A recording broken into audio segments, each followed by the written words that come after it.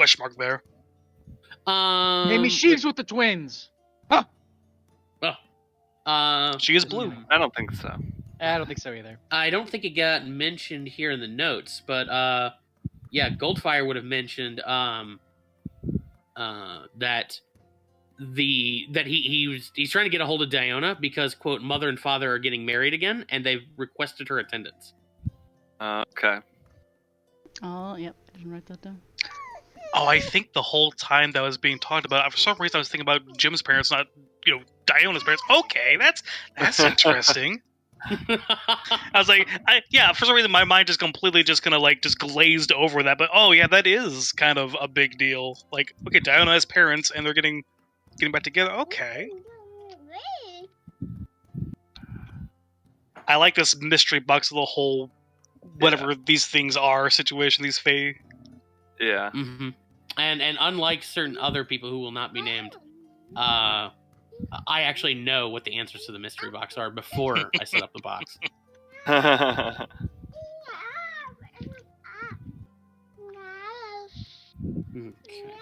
Ryan, are you in and ready to go? Nope. Okay, cool. Just kidding, I am. Okay, cool. Hi, Ryan. Hello. All right. Okay, let me make sure I got all my things here. I do. All right, then. So, yeah. I'll go ahead and jump in here. Yeah, I mean, we're kind of already doing it here. In fact, everybody gets in. Oh, wow. Yeah, because we're all contributing. Must be a hard session in front of us. Oh my. Oh my. Okay, there you go. Okay, so yeah, last time you guys were at the Opera House dealing with the Fae twins, as well as the quote unquote gold guy, Goldfire, also known as the Goldfire Dawn through the boughs of a willow tree. You guys, in conjunction with Goldfire and Jaguardo Bellanoche, also known as Jarlaxle Banray, the head of the drow that you have an alliance with, managed to best them. They teleported out after making out.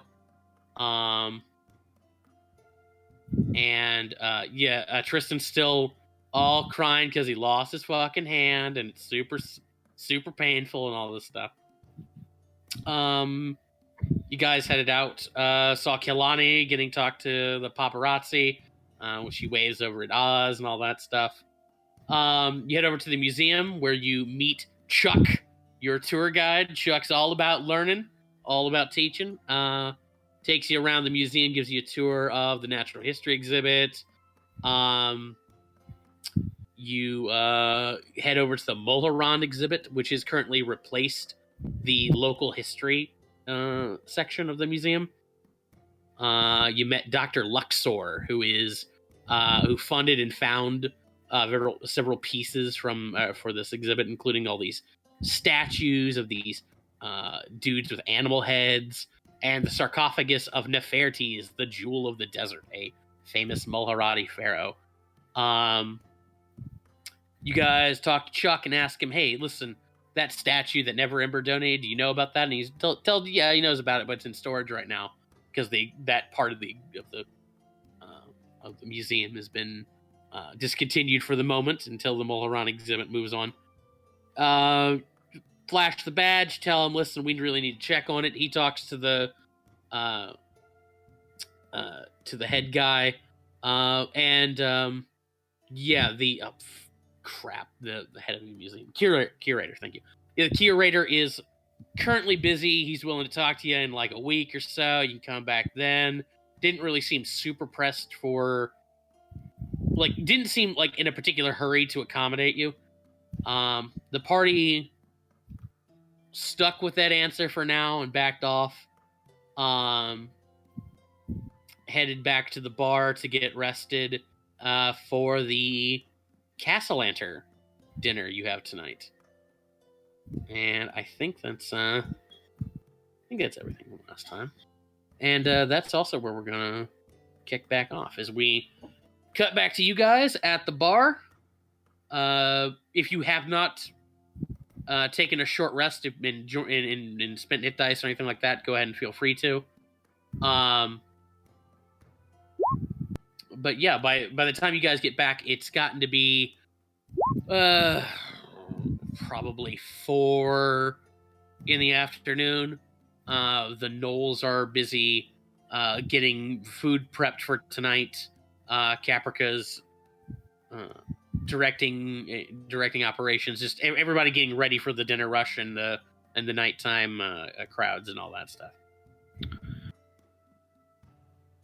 Temporary hit points drop on a short rest, right? They drop on a long rest.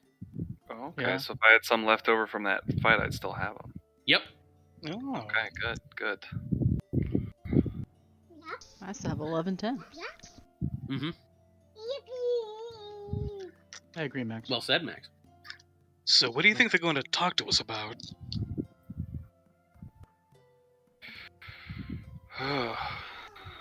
Probably. I don't know. I can't think of anything at all that they know that I don't, that you don't. I mean, did we ever pay them back for that door? Not that we What? should, because they're jerks, but, I mean, are they still upset about that door that Izo broke? Izo chimes in.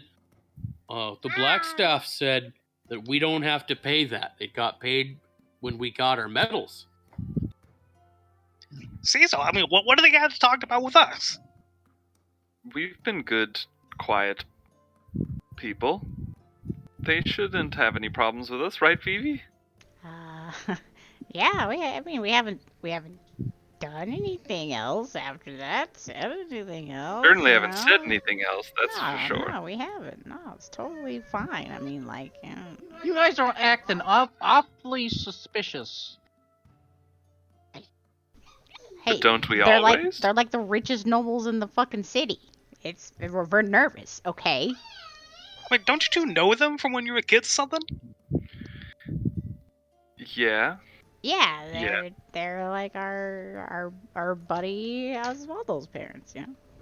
But did you ever have like that friend who's, you'd go to their house and it was always just kind of like a little like stuffy, and no one really wanted to play there, and it was kind of like always dark, and like, there were occult symbols all over the walls. What? Have you ever had a friend like that? Well, what's on the walls? Yeah, we never really went to his house specifically that much. We usually just hung out at school. Like the 2 times we went there, we were like, okay, Yeah, actually, yeah. fuck that. Don't think I've ever been to its. Yeah, I've ever been. Yeah, no, it's tense. But hey, maybe they just want to say hi, have dinner. Maybe we're just cool because they want to recognize us for being heroes. Yeah, that's what it is. There was that one that was chasing a magic bird, and I think I got into their carriage and put one of their kids to sleep with a spell. Not like put it to sleep like an animal, but with a spell. And they weren't very happy about that. Do they hold grudges? Are they the grudgy type? They're parents with their kids. What do you think?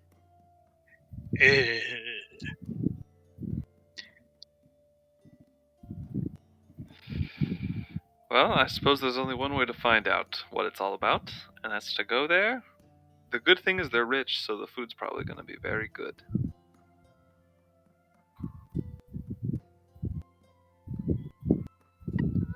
So what were you talking about with these occult symbols? Like, Oh, nothing. okay. I think he was making a joke. Yes, thank you, Laz. Definitely a joke. Yeah, it's a joke. That's just to show how tense it is in there. So if we get there and there's occult symbols on the walls, are they playing a joke as well? Or? Yes. I don't think I've ever seen you two get nervous about dealing with a noble.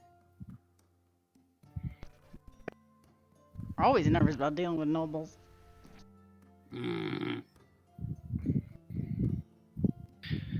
Yeah, I mean they're just like kind of creepy people, but creeple you could call them. That's a good title of a play. Creeple. You know, creepy, pompous. You know, generally most nobles. Mm-hmm. Yep.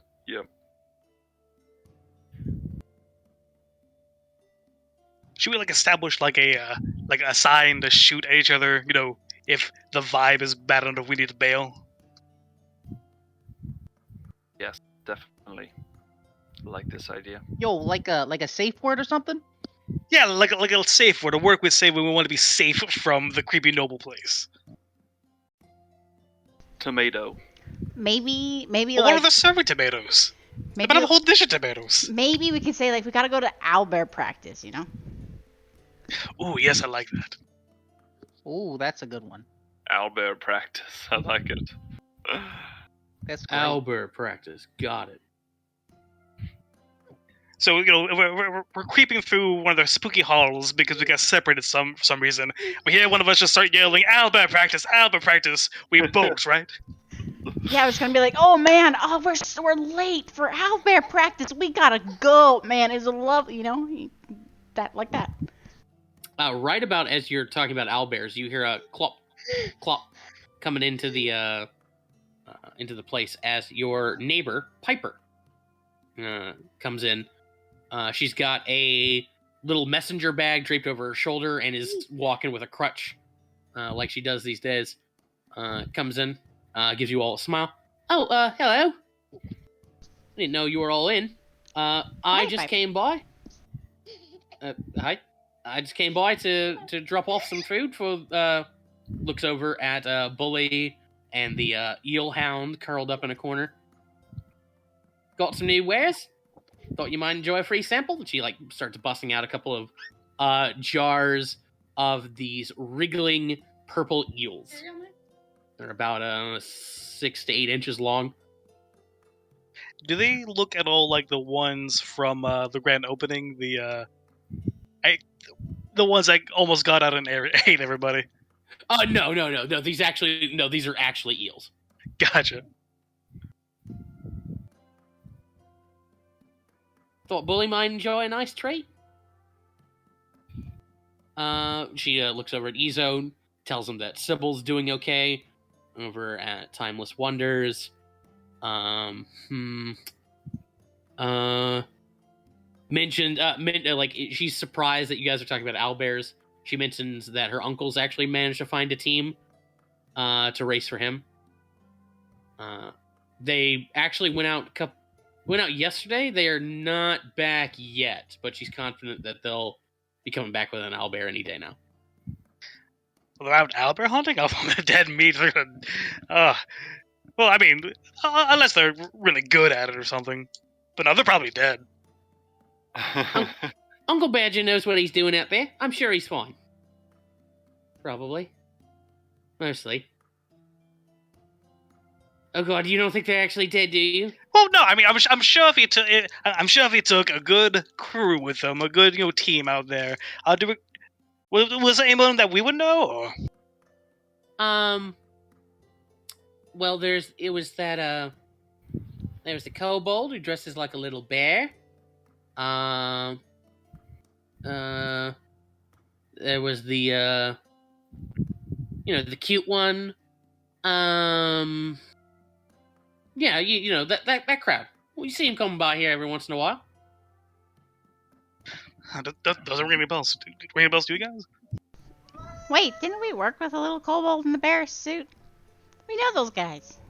Yeah, they helped us when we were going into what like dungeon was it that we were going into that they remember we like The The snake. pit vipers. The pit snake vipers. we were clearly like the A team. I would consider them, let's just call them the B team. That seems like a good name. That's it. They've got a little high strung kobold, walks around. Seems like he's really nervous. Oh yeah. Oh god, he's terrible. And a cute little cat guy. Don't this all There's that a cat robot guy? you gave them? There wasn't a cat guy before. Oh, well, they got a cat guy now. Oh, this all that robot that Vivi gave them? No, I have robot. I think I lent them a robot. Look at that really creepy guy. I didn't lend anybody a robot. It's my robot. It's in the shop. And by shop, I mean up in my room.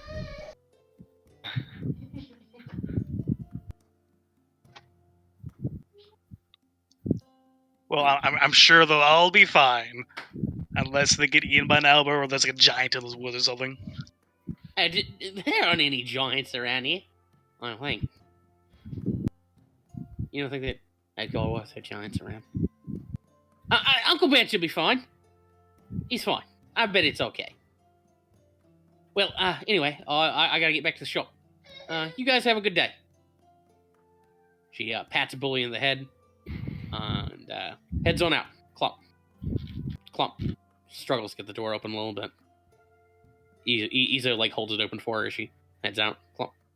Clomp. Yeesh, how long do you think she's gonna have that grudge? Makes it feel terrible every time I see it. Badger said that like she's gonna have to walk with that forever now. Gee. Well, isn't it like magic that would stop, like, do something about that? Or like, can't Vivi like make her like a mechanical leg? I mean, I have to chop off the old one, but I'm sure Vivi can make like a better, much better one. I've always wanted to make a mechanical leg. Piper, do you want a mechanical leg? What about a pig leg? Piper's like Vivi. You turn around, Piper's gone. But Izo's like standing there. I don't know if she wants to cut off the leg. Well, if she keeps hanging around us, it'll come off sooner or later, I'm sure. I should not be laughing about that. No.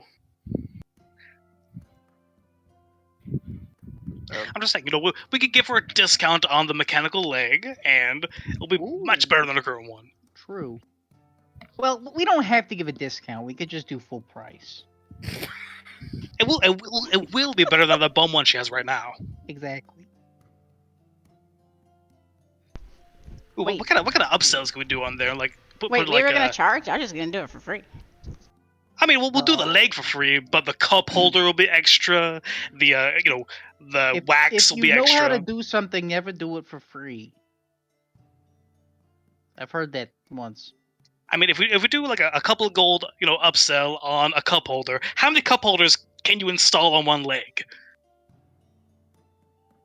I mean, at least like 1, 4, 4, 2 per leg for like large cups, But how many cup holders does one person need? Like mobile cup holders? Well, maybe you got some friends and they're hanging out. True. Hey, like you don't want to be, going on a hike. Yeah, and you just don't have any cup holders. That would suck. Well, I mean, they do say if you're going to bring cup holders to a party, bring enough for everyone, That's what they say. Yeah, I don't think Piper wants both her legs cut off.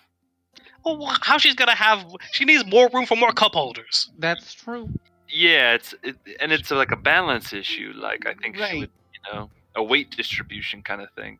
She just want to be at a party, and all the cup holders on one leg are full, and her friend's like, "Oh, I don't know where to put this cup." Yeah, and imagine Piper's trying to like, reach over. Trying to reach over to the other leg? That's gonna be so awkward. What if we just took her from the head down and made it all robot, and then All she could cup have, holders. cup holders everywhere, coming out of every little nook and cranny. At this point, I might as well just make a whole Piper bot. But that's messed up. Well, it's only messed up if it doesn't have any cup holders. Behold, we've made a robot designed to hold as many cup holders as possible. Why does it look like Piper? Don't ask. What are we doing right now? What is our motive? We're procrastinating our inevitable doom by going to this dinner This party. is what We're coming happens up when with Lazarus is way billion-dollar too quiet. Right about this point, there is a knock on the door. As you get one more guest, it is a halfling dressed in a white and blue pinstripe suit with a straw hat with like a red ribbon around the top of it. He's got a little notebook in his hand. And he goes, "Excuse me. I'm looking for an Oz Blue Blood." What does he look like? He's a halfling wearing this white and blue pinstripe suit with a straw hat with a ribbon on it. He's carrying a little notebook. Do I know him? Do I recognize him? I don't think you've seen this guy before. Well, actually, roll me intelligence.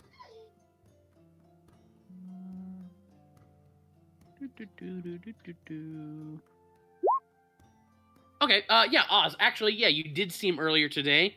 He was a member of the paparazzi interviewing Kelani.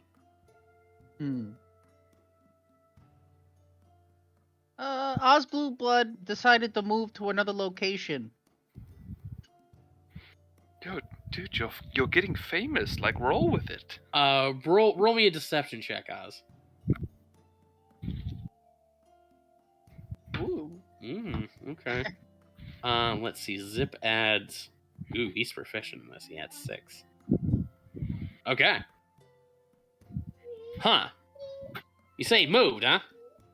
I don't Yep. suppose you could tell me where he moved to. I have no idea. Probably in with his mother. This is the king's palace, right? Yep. Like he steps outside again, like looks up. Yeah, it's the place. Well, tell you what. If he comes back around, give him my business card here. Zip Martin. He hands you. Before you go, Zip, what did you have? What business did you have with this man? Oh, I wanted to do an interview. I've been hearing the Interview, name Oz Blue Blood around town. Wanted to find out the man behind the name. Gemheim just telepathically starts saying to Oz, "Do it. Do it. This is your subconscious.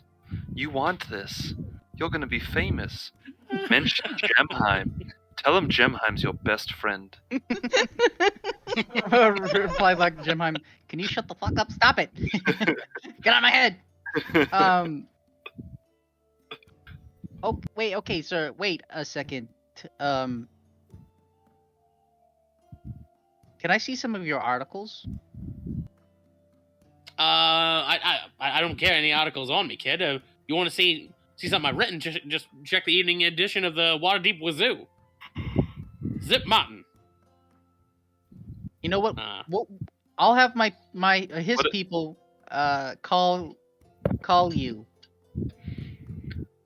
Fantastic, fantastic. What is the Waterdeep Wazoo? Would we know? Like, by call- is that The Waterdeep Wazoo is a local paper. It's not like the biggest or quote unquote official paper. It is, however, like the premier sort of art and leisure and gossip rag. And by call, I mean sending stone you. Right. My information's on the card. Zip Martin, Waterdeep Wazoo. Okay, sir. All right, kid. You folks have a great day. Packs Bye. up his little notebook and heads on out, whistling Yo. to himself. I don't like the reporters, Jem. They always write really terrible things about me. Man, all press is good press, they say. Well, you did it to yourself as well. Not when my uncle reads it and comes barging in here telling me that I'm screwing up the family name. Well, you realize if you keep getting seen with the most famous operetta in Waterdeep, people are going to keep asking questions. And if you keep blurting your name out at every opportunity, Also that. Okay, well, I gotta do that. But I don't have to talk Which to one, the operetta or the name?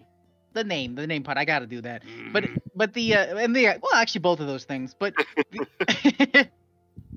the thing I don't gotta do is talk to some journalist who's gonna smear me. But everyone's gonna smear you with good things.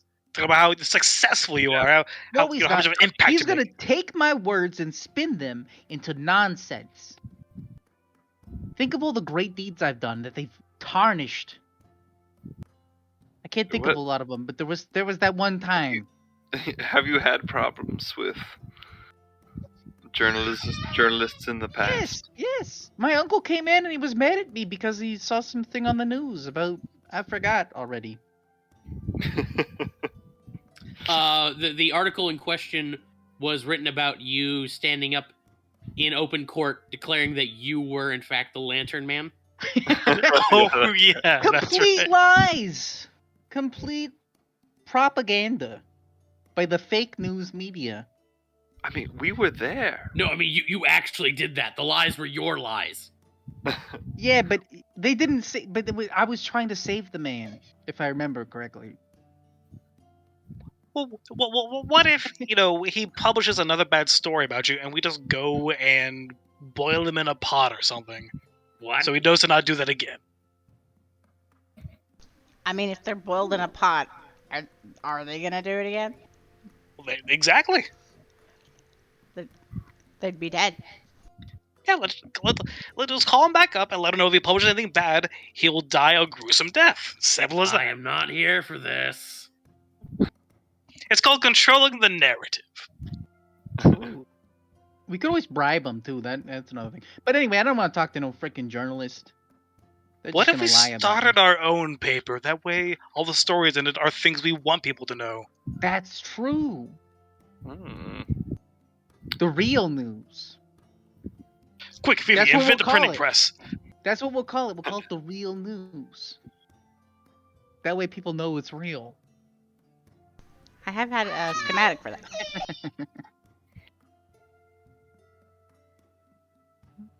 This could work. This Izo will comes work. down the steps with a with like a fancy bow tie on. Think it's time to head out. Shit, do we have It to is? dress up for this? Ah, fuck. Wait, I'm dressed. I dressed fancy, just as bow tie. I could just make my outfit change. Hold on. Yeah, same. I'm already in a suit, so that's fine. I'm always Yeah. fancy. Yeah, same. Yeah, you're right. We are always fancy. We're a pretty fancy bunch.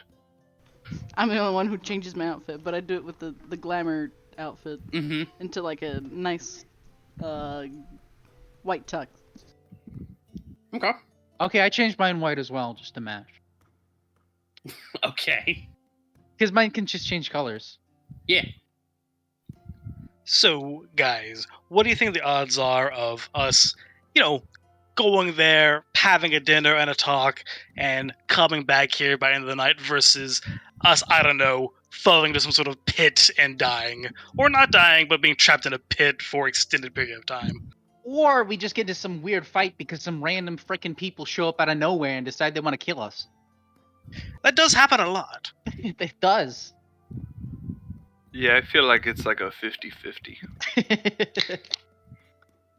Anything can happen. We do have really bad luck at parties.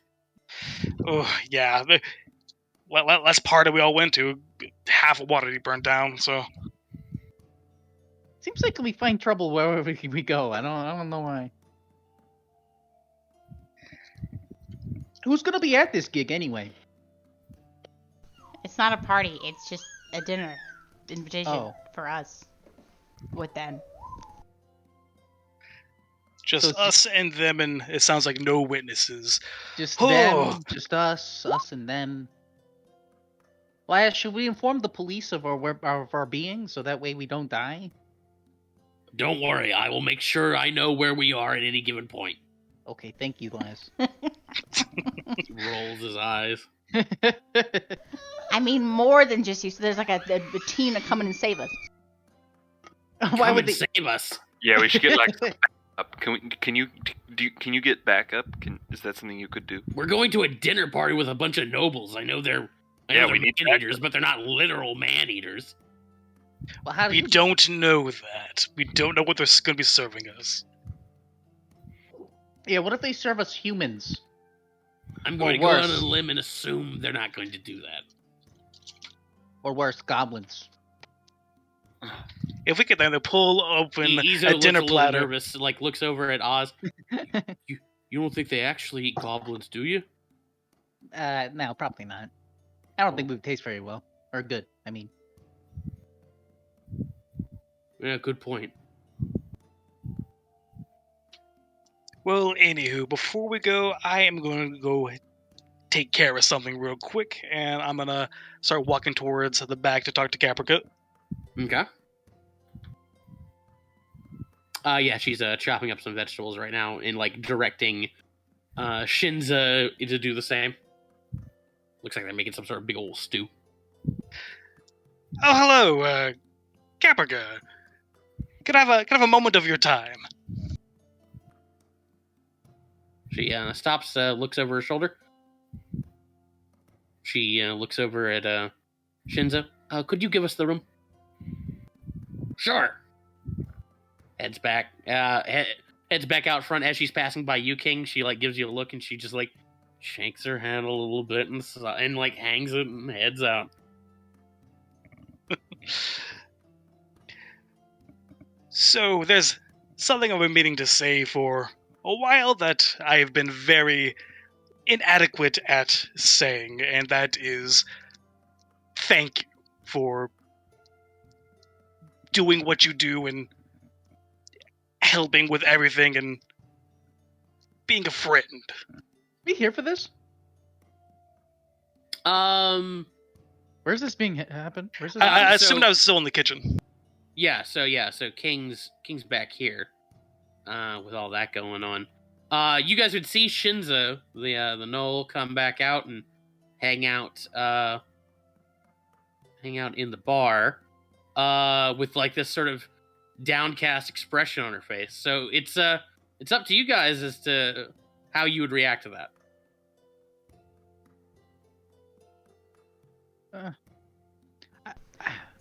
King's I figure I girl. wouldn't really know what's going on or care. Okay. I'm gonna be drinking at the bar. Day drinking. Gotcha.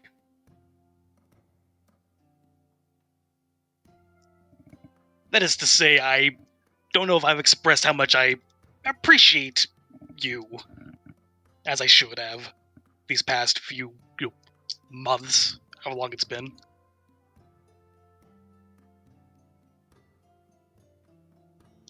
And that I'm sorry for being so careless and oblivious and those other things. I mean, I'm just still just kind of standing there, kind of, waiting to see if she responds. And if she's been chopping vegetables the whole time, letting you talk. All right, I'm gonna keep talking then. And it is because I appreciate you and your friendship, I'm going to start being more honest with myself and about myself. I don't really have any claim to royalty. I did before, but I was exiled. My claims to that sort of life were exiled with me. So you don't need to call me Radiance. You could just call me King, or whatever you want to call me. I took that you treated me like that for granted because it reminded me of home, and I indulged in it. It reminded me of something I lost that I missed, and that was not fair to myself, and especially not fair to you. Big of you to say. And I also want to apologize for the danger I surround myself in and inevitably bring to the people I care about, because I'm only recently learning how to care about people, and I'm not good at it yet.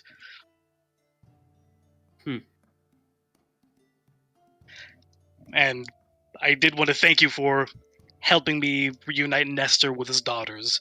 I should have been a lot more upfront about what I was doing, setting that up. That was not the right way to set that up, but I appreciate you helping that happen. She chops a carrot like really forcefully. I back off a little bit. I do appreciate you helping me there.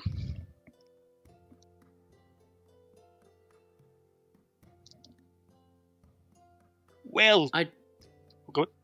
Just humble. I just want to be kept in the loop, I guess. I feel like I have earned that. You have. And I will... I was unfair to you to try and keep you out of the loop, out of a misguided sense that it was protecting you in some way when it was anything but. I can take care of myself. I did take care of myself for quite a long time before I met you.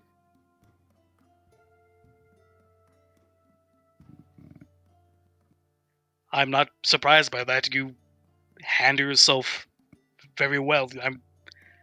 I'm proud that you are one of the people that have entered my circle, entered my little kingdom of friends I'm assembling. Have assembled, continue to assemble either way. And in the spirit of keeping you in the loop, tonight me and the rest of the gang are, well, not that gang, but like the the crew, whatever we calling ourselves, are going to a dinner party with some nobles who are pretty threatening, pretty imposing, the shady. I wanted to see this in case something happens tonight and I'm trapped in a pit or something overnight. Don't want you to think I disappeared. Trapped in a pit. If you are so worried about this, why even go?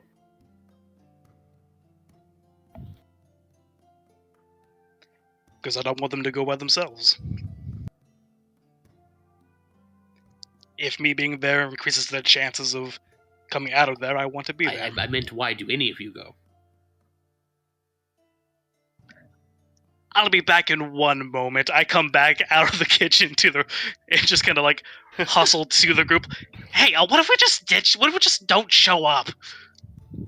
I kind of what's the word? Bro, it's free pretend I food. wasn't listening.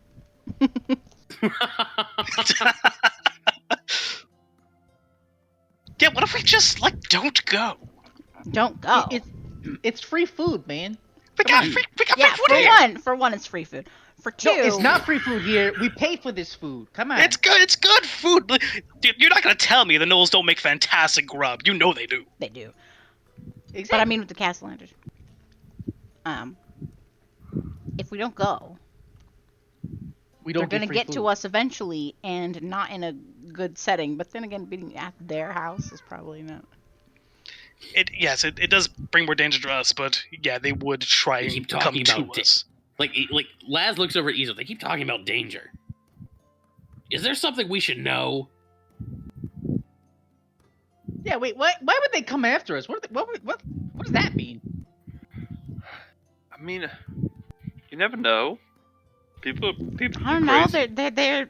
They're people with money. People with money do crazy things. Why would they come after us? We haven't done anything to them. Yeah, but we're famous, and we could be potential.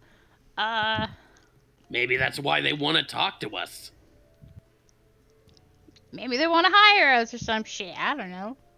Well, I want money. That's fine with me.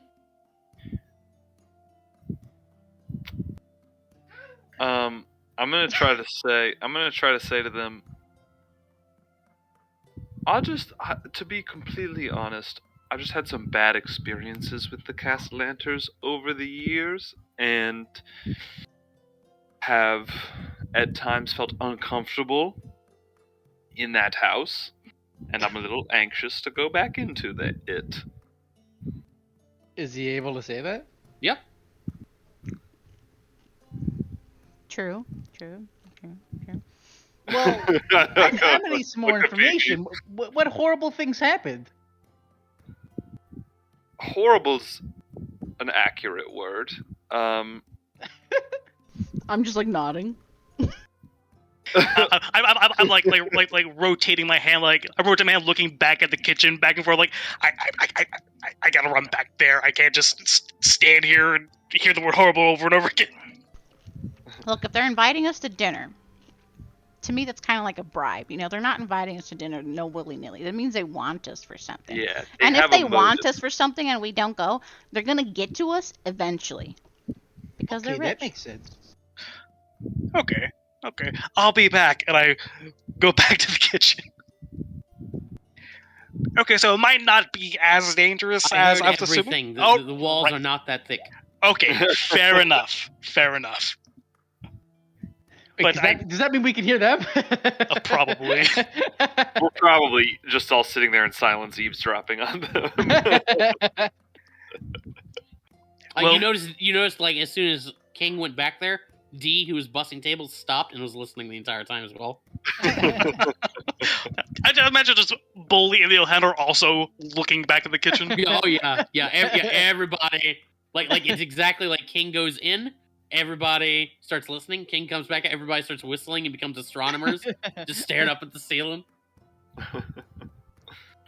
Well, regardless of if it's dangerous or not, this was something I needed to tell you, and I didn't want to delay it any longer.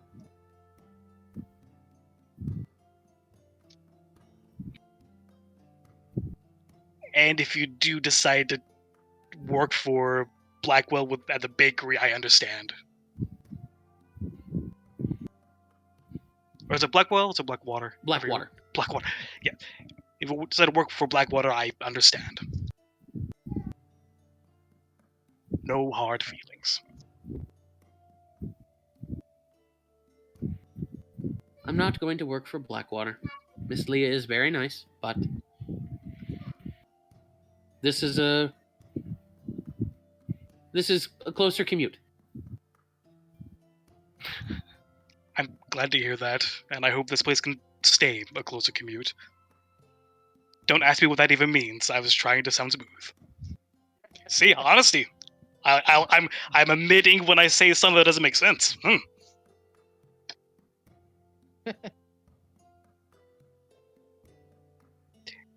Anywho, I figure it's time for us to head out. Take care. You too. And I leave the kitchen and reach for the closest drink and down it. Okay. Yeah, King, you Pre-gaming. down a shot or a pitcher, a tankard of a black bear brew. Okay, let's go get thrown in whatever death pit they have ready for us. Okay. Okay. Yep. Should we Sounds have good. some sort like? I actually like the idea. Should we get some backup? Like, do we have friends? You have many friends. Let's just go. Okay, fuck it. Free food. Let's go. Okay. Yeah, so let me put you in. So yeah, you guys head out for Castellanter Villa. And before we deal with that, let's take a 5-minute break. I'm gonna get some water, and then we'll see how dinner goes. Sounds good. Joy. King, what's your real name? Huh? The one I used to have before it was taken from me due to part of the ritualistic exile and such. Yeah. Jiminus. Geminis? Yes. Good name. Same name as my brother. But we gotta keep his. Wait, what? You guys have the same name? Well, yes, we're essentially the same person, except, he gets to be king and I don't. Before you That's were so exiled, were you like No- 1 and 2? no jealousy. Or like, how did you differentiate between each other? Yeah. Oh, well, I was a... So what if your mom was like, "Hey, Geminis, let's time for dinner," and then like, what? Like, do Hey, we both both of come. you? Yeah. Yeah, but what if she was only talking to your brother because she didn't like you or something? I don't know. I mean, hypothetically, she would say, hey, you, pointed, but, she kind of died when we were born, so Oh. I guess the more appropriate. Oh, sorry, sore spot there. I didn't mean that. It's an old spot, and I didn't get to know her, so. That's fair. Okay, so what if your father was like, "Geminis, you didn't clean your room," and he wasn't talking to you, he was talking to your brother, but you were there. Like, how would you Well, respond to that? typically the the servants and such would clean the rooms, so that never really came up. Shit. What They is were something that you executed. Yeah, they didn't clean the room; they were just executed. Me and my brother weren't really very involved in that. Oh, yeah, you must have had some responsibility of some sort, right? Showing up for lessons, though. A lot of the times I would, sneak away from them and leave my brother to take them. Did you guys look alike? You ever Yes. seen your brother? I don't think any of them would have ever seen him, huh? Or like No. would any pictures of him be around in Waterdeep? I don't think so. Probably not. Oh yeah, Josh one AFK. I mean, he looks like me though. You know, he took the martial training a little more seriously. He took the learning a little more seriously. I was more of the carefree sort of skip the lessons type. Can he do the magic shit that you can do? Well, of course, Wait, he's Nice. buffer it's than part of you? our blood. What was that? He's buffer than you? You seem pretty buff. I mean, I am pretty buff, but he would, Is he- actually, he would actually show up for the martial, like learning how to fight with swords and other elements of war. I would usually skip those and sneak away. Is he more handsome than you? No, absolutely not. Good answer. There's no way he could be more handsome than you. At the most, he'd be equally handsome. Hmm. Nah, Wait, we guys, have twins? a bias. Oh yes, yeah. I mean, Oh. there was a period where he was the chubby kitten of the two of us, and I was the more athletic sort. But we evened out eventually. Well, I don't know if tabaxi give birth in like litters, like regular cats do, or if they give birth like other people. Kyle, the player, also does not know.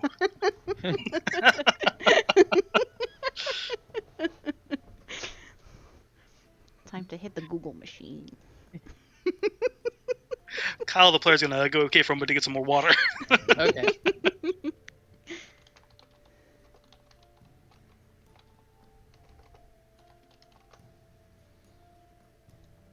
What about you, Jem? What's your real name?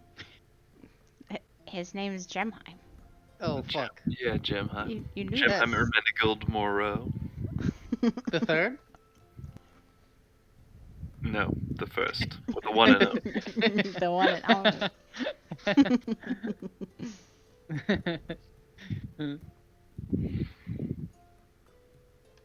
So, are you guys gonna get married?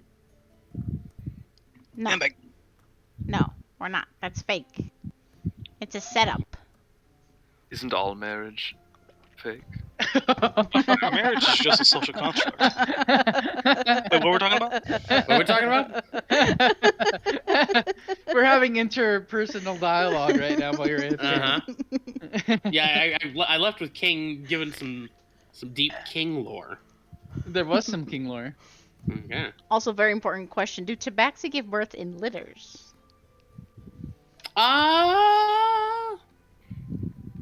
Kyle, the I player, don't know. also did not know. I'll leave that to Kyle. He's the tabaxi here. God, it's an interesting kind of like racial quirk, if so. But with King's backstory and how him being a twin is pretty important, I feel like the litter stuff kind of dilutes that. So Mm-hmm. I either no to the litters, or that's more of a lowborn thing, and the royal lines have like Kill more off human-esque. children. Yeah, we need to fight in arenas as babies. All right, There was kittens. There was a Fight. child fight where all of your maybe you've repressed that up until now, and you're gonna. My other brothers. No. They're My all- other- Actually, he had 6 other brothers and sisters. He ate them all in bloom. Oh, yeah, the whole used to fight with me counts. I think you're right. Given King's backstory and the fact that twins is a big deal, it's probably not Less a Not litter a thing. litter thing. No. Yeah. Well, I That's imagine since racist, they're actually. I'd imagine since they're humanoid, they don't give birth in litters. Yeah, like it. Yeah, once you become humanoid, litter things kind of get awkward. The hips kind Yeah, of you can't stop literally working. carry like Wait, 6 babies in there. Like Yeah, Yeah, it becomes Yeah, the logistics of it become a Right. bit harder. you're not the what's the fucking Mass Effect 3 what are they called? Those aliens? The female ones, the Asari. No, the ones that the war guys. They look like frog people, or not frog people, but like Oh, Krogans. Krogans, yeah. Yeah. You're not like Krogans. True.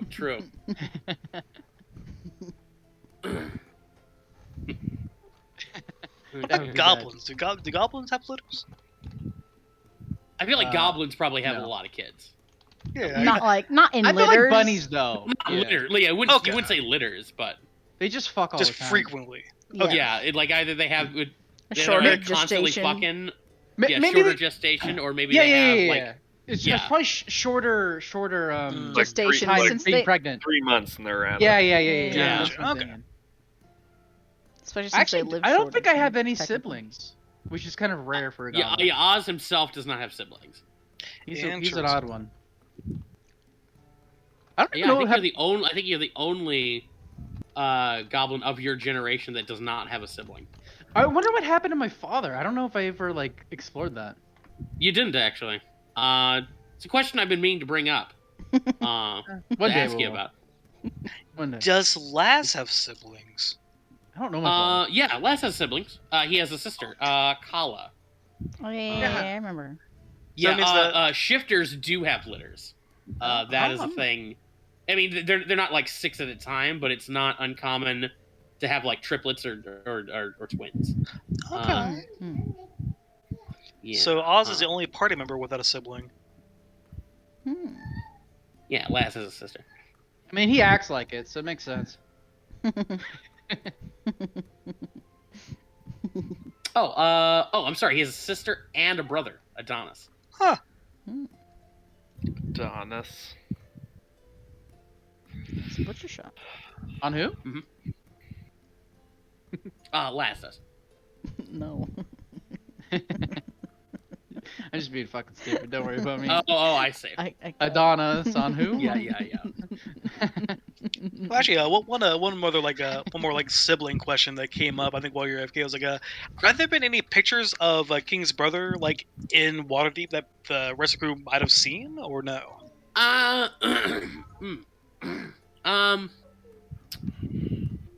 Probably not.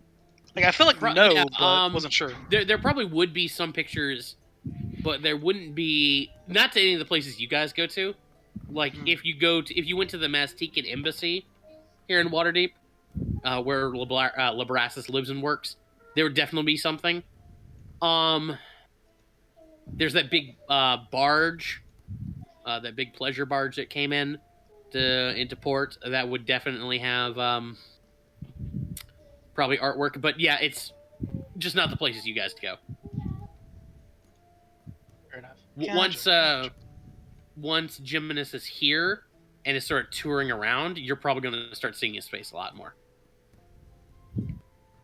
as it becomes sort of just news. We're gonna fuck him up. Don't worry, dude. We got him. I mean, King still likes his brother and wants him to be successful. And we're gonna just- kill him. It's gonna be the rivalry like Inuyasha versus his brother, and you're just gonna fucking. I mean, kill if each this like other. last emperor shit ends up being nefarious, maybe. But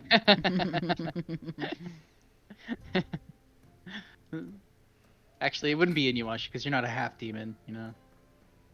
You're full He's blood. only half cat. Maybe his brother's the one who's half cat. Oh, King's full tabaxi. Then they fight. King's to Shomaru in this case. Oh god, does that make Oz Jockin? I don't even know who Jockin is, dude. Jockin's the little I haven't frog seen that guy enemy in follows so long. Yeah! Shomaru around. I don't know Oh, anything man. about that Shower! anime. yes, I haven't seen Inuyasha in like a long time. Oh man, same. It's good anime though. So good. It's terrible actually. It's a really bad anime, but it was great when I was a kid. It was really good for just like catching random episodes at whenever it came on Adult Yeah, Swim yeah, at yeah, night. yeah. Is it actually bad? It never really progressed. I feel like a lot of the storyline yeah. stuff, like threads, just never really went anywhere. Yeah, from what I understand, Inuyasha, like the anime, got hit with a lot of filler, and there was a big, there's a whole lot of complications with the ending because they took forever to actually animate the ending. It took a while. Like there was a big gap between the series, both in in print and in anime, of like the series ending and then its actual like ending being published. Because I think it got abruptly canceled, and then finally got a resolution later on, or something like that. I don't know. Well, anyway, we should go back to the game. Anyway, yeah. Eric, are you here? I haven't heard from you. Yes. Okay, cool. All right, then. Let's jump back into it. I'm going to pull you guys over to this map.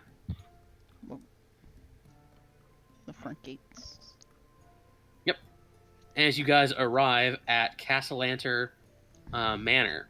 Castellanter, the Castellanter Villa, I should say, sits in Seaward. You approach a set of heavy black doors with torches sort of illuminating them.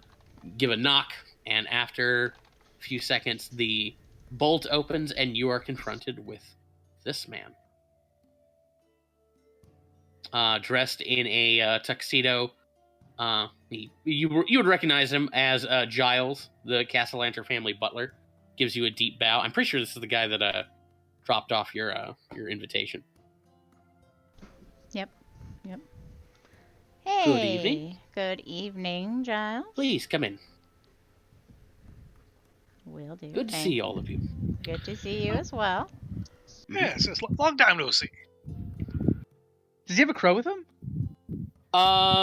Raven. I mean. No, not at the moment. Oh. Although, as you guys walk in, it would probably be possible to hear. Yeah, Oz and Laz are sharp enough that they'd probably be able to hear the sound of crows or ravens or something like that somewhere on the property calling.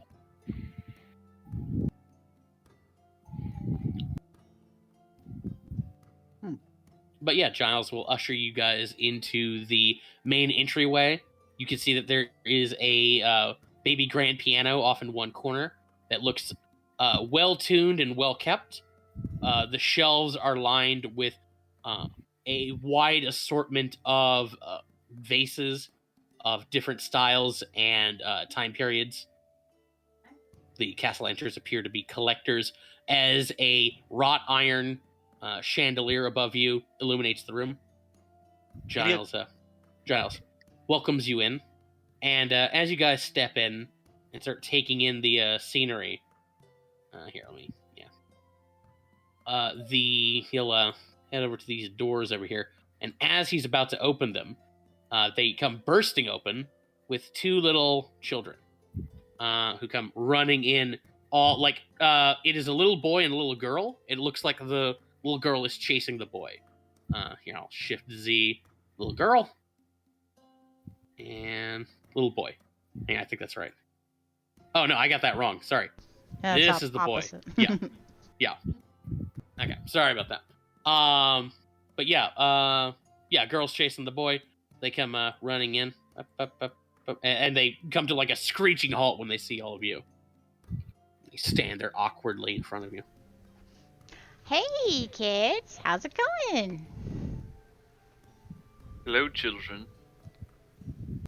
Yo.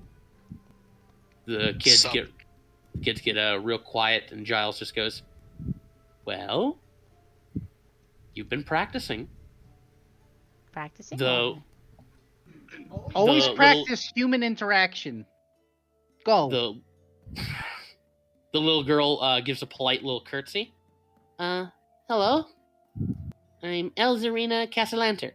Little boy gives a cute little bow. And I am Terenzio Castellanter. Round of applause and for the simultaneously they say, it's a pleasure to meet you. Charmed. Pleasure as well. Pleasure. Round of applause! Yay! I'm gonna clap. They blush. And I'll pull out two little robo toys for them. It's like, here, if you want these are for you. They look at each other. They look back at Giles. I don't see why not. They readily take the toys. They're little dinosaurs. They wind up and make little chomping chomps. Oh, okay. Giles looks back. The Lord and Lady of the house are currently busy at the moment. If you don't mind, you can. He'll direct you. Where's my ruler? Direct you towards this door. Please make yourself comfortable in the library, or if you'd like, the reading nook. They'll be out shortly. That'll work. Thank you so much. Certainly. He disappears behind this door. I started looking at the walls, searching for occult symbols. Looking for occult symbols. You can give me a perception check, Dave. Yeah, sure.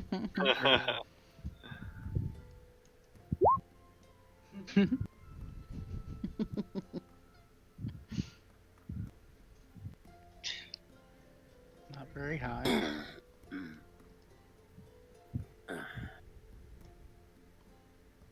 Sorry. No occult symbols, unfortunately. Okay, I nod, feeling a little more reassured. You know what? I'm gonna look for some suspicious stuff too, because everyone's warning me about how suspicious these guys are. Can I look for dangerous things? Sure. Oh no. Looks pretty normal to me. Yeah. I mean, fancy. Very, very fancy place. Yeah. You know, the more I think about it, I think we might have just been misjudging them, just gonna jump into conclusions. I think I was just misled by the fact that they're on the cover of the book, Volo's Notary of Nobles. I read it recently. I say to Izo, yo, dude, what if we lived in one of these fucking places, man? Sure is fancy. This place is These guys can't just even from the outside. This place is bigger than any home These I've guys- ever seen. These guys have to practice communication with each other. What is this shit? Yeah. It's awful.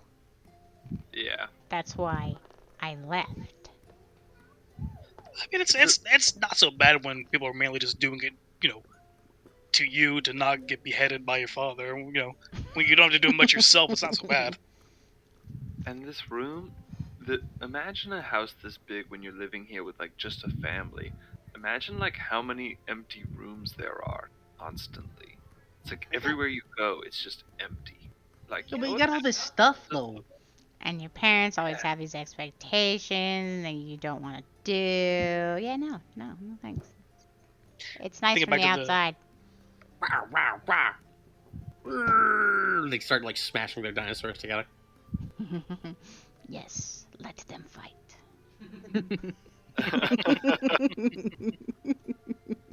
Fire burns in your eyes.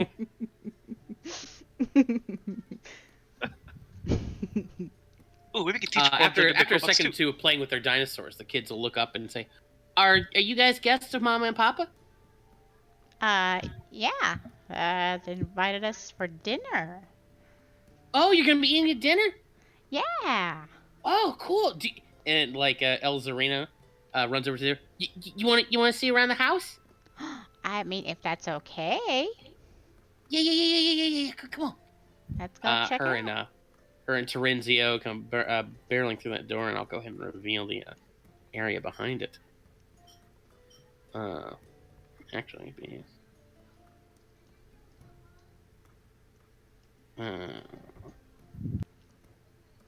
Boop. Boop. There we go.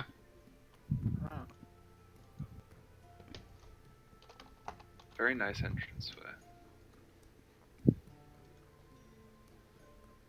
Yeah, they lead you into the library here. Ooh, books. I love How books. comfy do those chairs look? They look extremely comfy. Dope plopping down. Yo, I Books. don't think we're supposed to be sitting here, man. He Giles said to told you sit to make here. yourself comfortable. I kick well, my shit. feet up over the arms, like, yeah, let's lounge a bit. Stretch. Oh, Yeah, the scent of old parchments hanging thick in the air here. You'd see the at the far end. There's a door that is currently probably open that leads to a sunroom with a even comfier looking little chair out there that overlooks a I think it's a butterfly garden. Did we fight in the morning, by the way? I have a question. Yeah, you did fight in the Yes. morning. Okay. Yo, what smells like Yu-Gi-Oh cards? Never mind. You can see the walls are lined with these tall shelves that are packed with colorful leather-bound books. Yeah, they've got one of those rolling ladders that allows you to like reach higher books up on the shelf. Let's see. Is there any porn books? You know, like 50 Shades of Grey? Did I see? Some light Give me a novels. perception. You can give me a perception check. The lusty Argonian maid. You don't see any lusty Argonian maids. No 50 Shades of Grey. No Down for the Counts. No Big Loves. No That Time I Got Impregnated by a Slime. None of Mix's books. Okay, okay, fine. Are there any figurines modeled after Karaturian players? There are not, in fact. I'm looking for non-fiction books. If you're looking for things that are not books, if you're looking for like, you do have something a little weird in that the shelves that take up the entire southwest wall hold, they're not books, but they look to be like wide-necked glass bottles filled with swirling mist and sealed with corks. Ooh. Break them. No. No. I'm not gonna, I don't want to get in trouble. Here specifically. Because it's totally okay to get in trouble at the museum. And there's one other detail. I think it would be where would it be? Yeah, it'd be here. Right here. Vivi, you've got a grand picture of it. It is a 7-foot tall portrait of Lord and Lady Castellanter holding 2 infant children and standing beside Osvaldo when he was a teenager. Hey, Jem, look. Look over here, look. Look what it is. Oh my gosh, Osvaldo. Oh, man. Yeah, brings us back. Yeah, The good old days, right? Simpler times. High school. much simpler times. Oh, man. Have Jim and Vivi told the rest of the crew about like Osvaldo not being around anymore? I don't know. feel like we probably would have mentioned it. Like, Yeah, you know, I think like about our 'cause we like friends and went to whatnot. Osvaldo's. I think we would have told you when we went to his like Mm. tomb or his grave. Yeah, Ah. that too. Like when we went there, we would have like told you about our relationship with him. That he Mhm. died. And where we were going. Gotcha. Okay. Let's see. Terenzio probably grabs you by the hand, Oz, and is pointing out bookshelves. He points to one. He's like, that one over there's all about animals. He points over here, and that one's about like rocks and buildings and stuff. And he points over here, and that one's all dumb. And this one over here, it's like, Why is that one dumb? it doesn't have any pictures in it. Wait, I like being dumb. Jim Heim, when you look over there, you can see that they appear to be like collected works on like philosophy and historical texts and things like that. Oh, wait, no, that is dumb. You're right. He points over here and he like looks at Elzarina. He's like, what's it called again? She's like,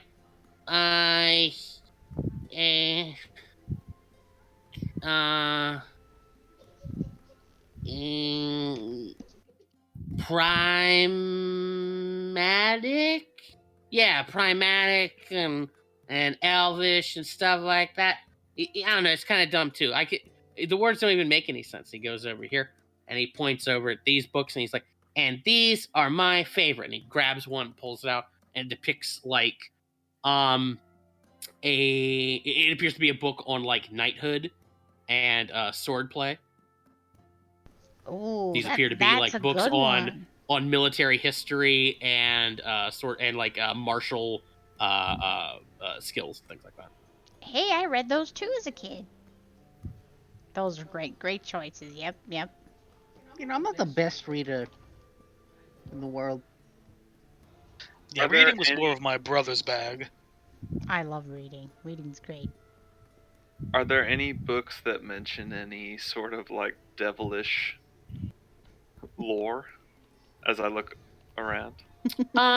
Jim Heim, when you look around, it doesn't seem you don't see anything about like devilish lore per se. It does look like this bookshelf over here is sort of about like it appears to be books on learning other languages. One of which would probably include like how to speak like the tiefling variant of Infernal or something like that. But it'd be like one of many other language books. Yeah. Nothing. There's also probably like that shelf would also probably house their like literature works. So there might be like a collection of scary stories. There is a collection of poetry, of like dark and morose poetry by somebody by the name of Jameson Morose.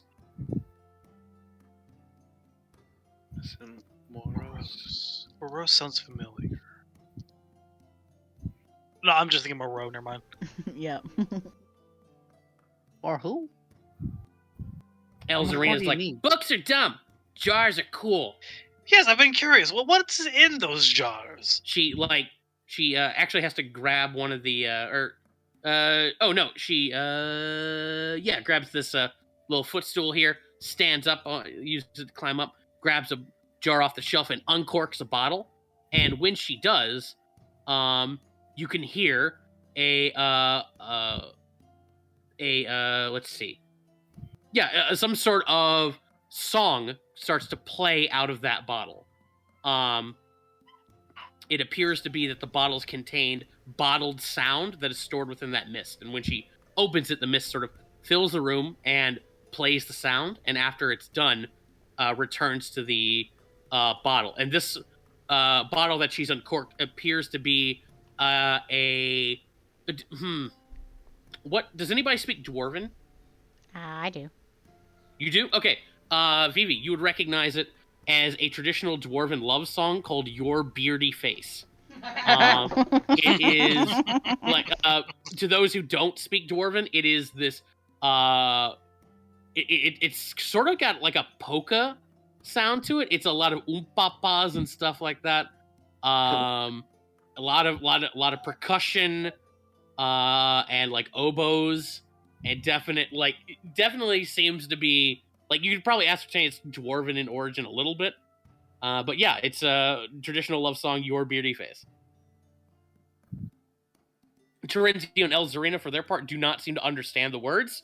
The song is not risque in any way, but they do seem to enjoy like the beat. Oh, okay. I was about to ask if it was okay to touch those bottles. I guess it is okay. Mom and Dad say we can open them whenever we want. Mama and Papa come in here a lot of times and listen to the music. Or, well, dumb ones. And she points to like one of the like probably this bookshelf or this shelf over here with the bottles. Those are all dumb. I mean, What's why? dumb about them? Try Write one of the it dumb down. ones. When you unpop the one of the dumb ones, Show us how dumb it is. let's see. It's Yeah, so the mist that fills the room, instead of a song, it appears to be an academic lecture on Agarian's Dragon Ward, the magical spell that protects Waterdeep from dragons. But it seems to be quite technical and filled with a lot of like historical references to ancient Netheril and things called mythalars and whatnot. Like very interesting for those who would be arcanically inclined. I'm eagerly listening. For 8-year-old children, completely dry. And as you're eagerly listening, you'd be able to tell from the lecture, because it would not just record the lecturer speaking, but any other sort of sounds. But the person giving the lecture appears to be a man by the name of Kelvin Aronson, aka the former Black Staff of Waterdeep, and the quote-unquote deceased husband of Laeral Silverhand, the current Open Lord. Hmm. And the lecture details how the Dragon Ward of Ergeron, aka the Dragon Ward of Waterdeep, prevents dragons from entering the city proper. It does not extend out into the harbor, nor the surrounding countryside, nor into Undermountain. However, Mount Waterdeep is covered, and everything like within the city walls and even the mud flats outside of a sea ward are protected by the ward, and it doesn't physically stop a dragon from entering. It's not like a force field, but if a dragon attempts to enter, they will be compelled to leave immediately. It causes them great distress and physical pain to be within. It is speculated that the Dragon Ward is the product of a Netherese mythalar, which are ancient contraptions by the Magic Society of Netheril, a dead civilization of famous wizards who once had floating cities and were one of the sort of premier magical societies and civilizations of Toril. Mythalars are sort of a catch-all term for types of powerful arcane batteries or devices which are capable of creating very powerful environmental effects. Mythalars have been known to create everything from the Dragon Ward of Waterdeep to the famous Bridge of Silvery Moon, the sort of magical bridge that runs in that city, is the product of a Mythalar. They can control the weather, and Mythalars of sufficient size can even levitate cities. It is speculated, though, that given the nature of the Dragon Ward, the Mythalar is probably smaller in size and would need some sort of connection to Dragonkind in order to function. Is the Dragon Ward limited to chromatic dragons? It affects all dragons, metallic, chromatic, or otherwise. Interesting. Yeah, I read about Mythalars once. It's actually pretty crazy. Mm-hmm. Sometimes they're gonna like That's sacrifice people or the something like weather. that.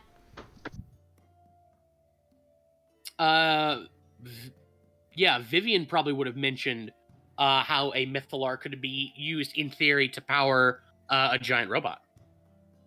We gotta get our hands on one of these Mythalars.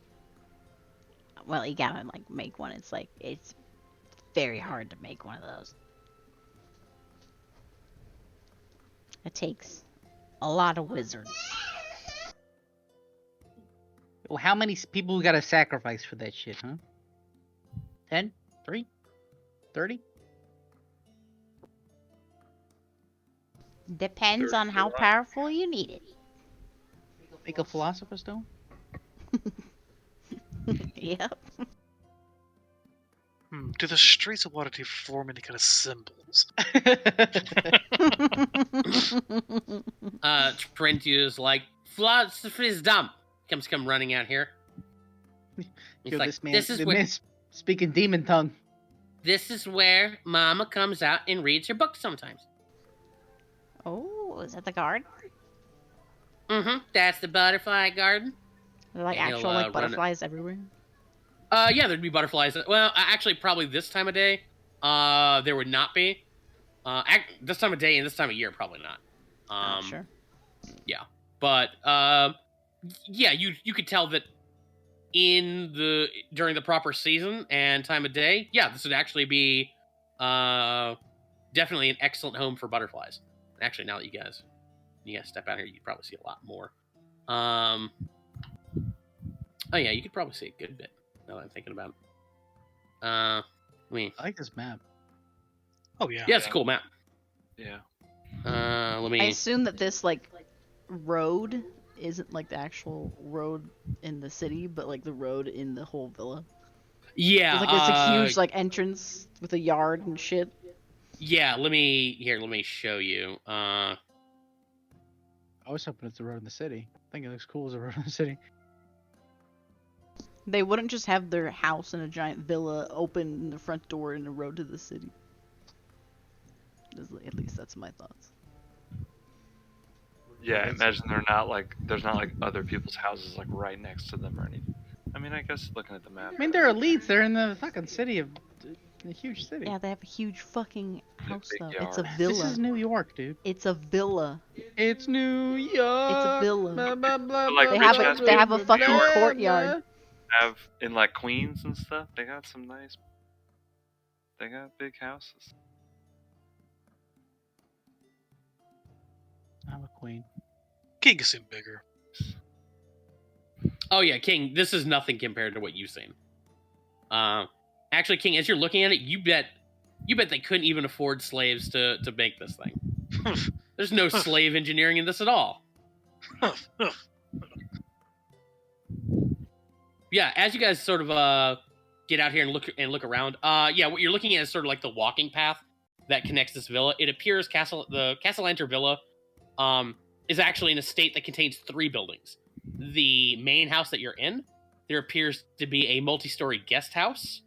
That would be over here. I think I'm on the right layer. Yeah, over here. This would be the multi-story guest house. And over here would be a carriage house.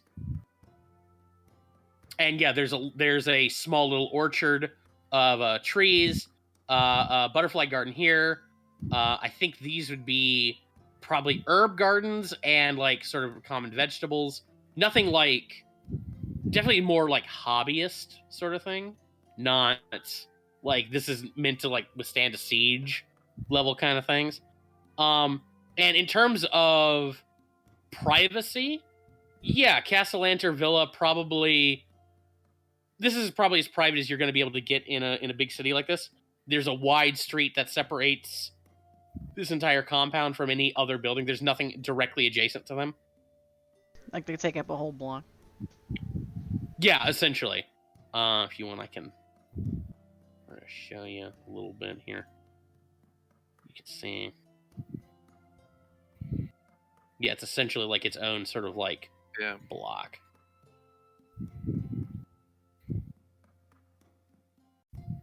Actually, as you guys are looking around, you'd also notice that there is a groundskeeper making his rounds out there.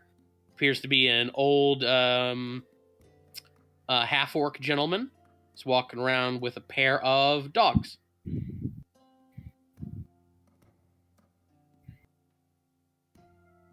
Moving about, just sort of having a stroll.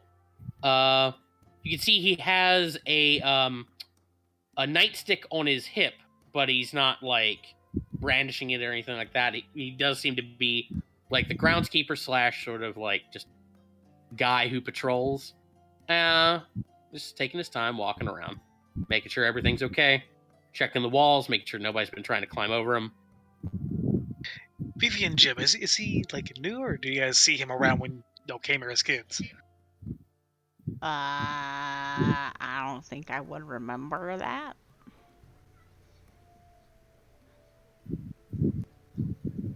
We didn't come here that often. Fair Like enough. I said, we tried to avoid it. Torinzo, you can see waves at the guy. Hi, Lars! Lars waves at him. That's Lars. He manages the dogs. He's the kennel master. Kennel master. Sorry, kennel master.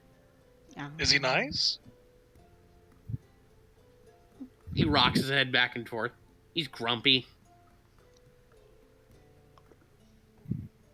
Yo, where's the food at, though? He said that they were busy. Busy making some food? Right about that point, you hear footsteps coming. Footsteps up above, and then you can hear the sound of people coming down like stone steps somewhere else in the house. You can hear the voice of Victoro and Amalia Castellanter as they're chatting with another person. You guys would probably recognize that guy's voice too. It would be This guy. Oh, joy. Oh. And you can tell that Caecilius is not happy with whatever they've been discussing. Mm. The Good. he's just like, this is ridiculous. I can't. Why can't you help me with any of this? And you just hear Amalia go, "You were told to be careful and be prudent with its use. It's not our fault that you allowed it to be stolen." Well, you were there that night. I didn't see you lift any fingers to help. I don't see you lift any fingers to help now. Our decision is final. Well, fine. I'll just get the medallion back myself then. Heads in. You can hear him like stomp into the entryway. Stomp, stomp, stomp. And if nobody interacts with him in any way, he's not paying any attention to you guys. He's going to open the door and slam it and walk out. Anyone else hear the word medallion? What could that mean? I think a medallion's like a necklace-looking thing. Oh, yeah, but like, do we know of any kind of normal medallions that you might be referring to? Do we have a medallion? What's a Yeah, did medallion? any of us end up with like a mysterious medallion at any point? It's we kind of have a tendency to grab a bunch of stuff. I just have 3 pudding cups. That's all I really got. Start looking through my bags. What do I have? Let's... Yeah, I don't think I have any unaccounted for medallions myself. I got Laz this- would actually chime in here because Laz is here. I remember at the party, there was a moment, the one where Izo, there was a moment when that jackass started sifting through his pockets looking for something. Ended up finding a card with a black snake on it. Looks over at you, Vivi. Vivian took it. Nice, high five. I give Vivi a high five. High five. Terenzio runs up and like goes for a high five. Yeah. Yeah, high I five. don't know what we're talking about. Yeah, it's Oh, awesome. Yeah. You did it. Siblings are awesome. Elzarina comes running up. Yeah, we're awesome. Terenzio's like, yeah, and he comes running up and they do high fives, followed by a. They both like stand at attention as Amalia and Victoro Castellanter step in. A salute. Okay. Dude. The kids are standing at attention. I got to salute. Lord and Lady Castellanter, pleasure. Pleasure to be invited here. A pleasure, of course. Welcome, everybody. Please, come in. It's so nice to have you all here. Do they look Thank you for pale? accepting our invitation. I hope the children haven't been bothering you. Oh no, they're lovely. The little angels, Oh, little celestials. Aren't they just? They're like army units. Are you preparing them for war? No. She looks at the kids, gives them a smile. Kids give her a big smile, and you can see sort of like whatever sort of expectation they're sort of shown. That's sort of the signal of like, okay, you can chill out now. They come running up and give her a big hug. She picks up Terenzio and like lifts him up and like starts holding, like carrying him around. See, they were dismissed, guys. There are certain expectations that are required of people of our station. Oh, I know all about that. Oh, don't we all? I don't know shit. Yeah, I look at Ozzy and it's like, and just kind of like,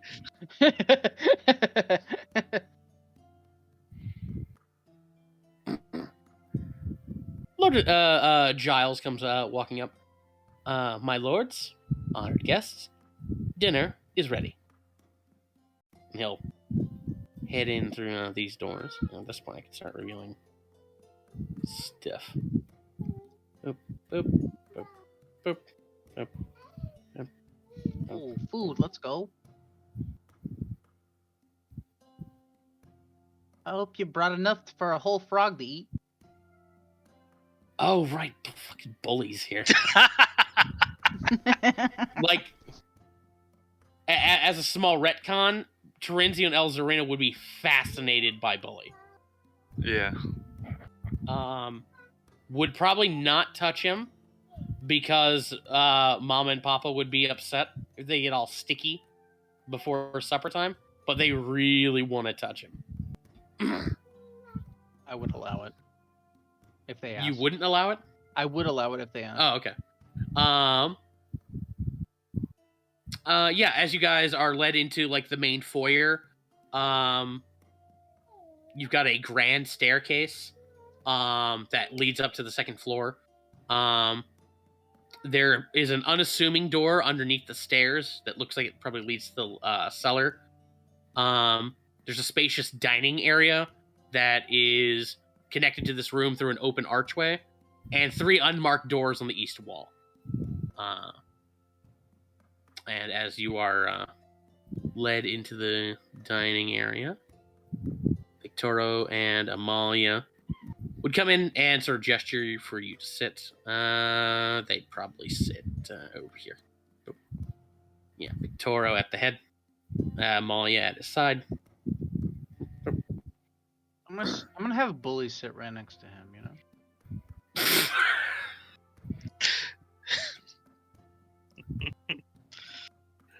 know. Okay. I'll sit next to Amalia. Okay. I'll sit next to Jim. Also next to Oz. The children will sit at the end, hanging out with Vivi and King. Then. And Ezo and Laz. Oh yeah, and Izo and Laz, yeah, who are also here. So yeah, you guys sort of squeeze in and get seated. Victoro would actually look at Giles, look at the children. Giles, why don't you? Well, children, how would you like to how would you like to eat outside tonight? Or oh, I know, Giles. Why don't you take them camping? The kids like look at each other and get big smiles on their face. We can go camping? Certainly. They look at everybody and they're just like, they really kind of want to hang out with you guys, but Giles is like, Oh. sort of, he comes and puts a hand on each of their shoulders. I'm sure there'll be time after dinner if you want to say goodbye. Guys, camping is like a once in a lifetime opportunity. You should take it. Oh, we get to go camping every once in a while. Amalia well. chimes in. They're staying in the guest house. Oh. Yeah, Nice. camping. You guys are really roughing it. As they're about to run out and they like look back, can we stay up as late as we want? Sure. Yo, Yeah. Okay, they go barreling like past Giles. try camping in the sewers next time. My children are not going to camp in the sewers. Well, you're missing out. Noted.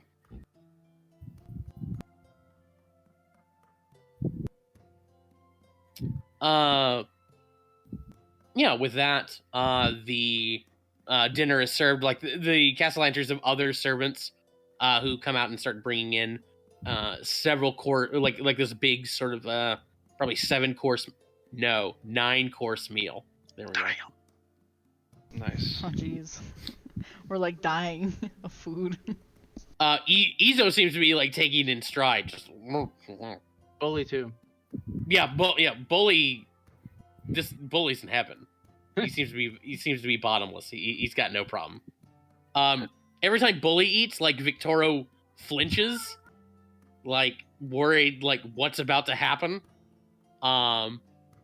I have to say, I've never seen a frog eat at the dinner table. Oh, don't worry, he's potty trained. Delightful.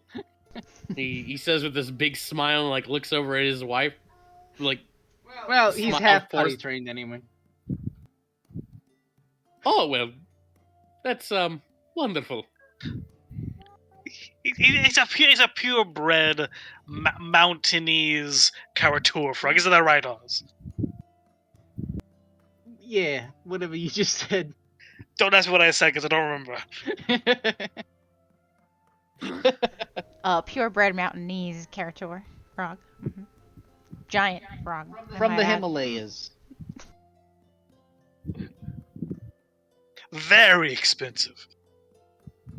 I paid a lot of money. Don't Okay, ask now how I'm gonna want a deception check. much. From Boo. who? Let's go with Oz with advantage. That's Gosh. pretty good. Good thing I'm The good at learn. Castellanters are they are remaining as polite. They're remaining more polite than you probably would expect for nobles in a situation like this. Vivi and Jim, it is.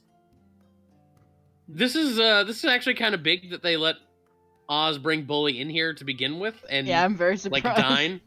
Yeah, it's but they are being as accommodating as two people of their station could expect to be. In general, does it seem like they're like, we said we didn't go over to Osvaldo's very much when we were kids, and that's probably true, but did it, like, they seem really nice and happy on the face of it here. Like, is that how it felt when Osvaldo was a kid? Yeah, generally speaking, there was always maybe a twinge of sadness in any sort of extended interaction you might have seen with the Castellanters, but it's not a feature of the Castellanters like not loving their children. It's the fact that Osvaldo was chronically and to some degree terminally ill. But I mean, this is gonna sound a lot worse than I mean it to be, but with Osvaldo gone, like that last sort of that twinge of sadness is not present, and otherwise they are a perfectly normal, loving family. A bit of relief almost. I mean, that's yeah. I mean, I don't like saying it that way, but you get what I mean. Yeah. I'm gonna ask, so, this is all very lovely, and thank you for having us here. I must ask, is there a purpose why you brought us to your home tonight? Great question. Aside from the food. Mm-hmm. The Castellanters pause for a moment, clear their throats. Yes, I suppose we should go ahead and get down to it. Cut to business.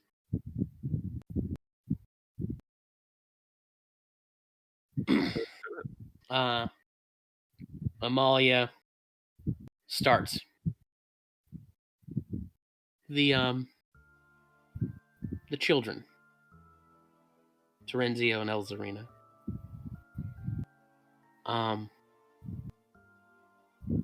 What did you think of them? I They're thought sweet they're kids. precious. They're young. Out of the childlike? children I've seen in Waterdeep, they're definitely the least grimy.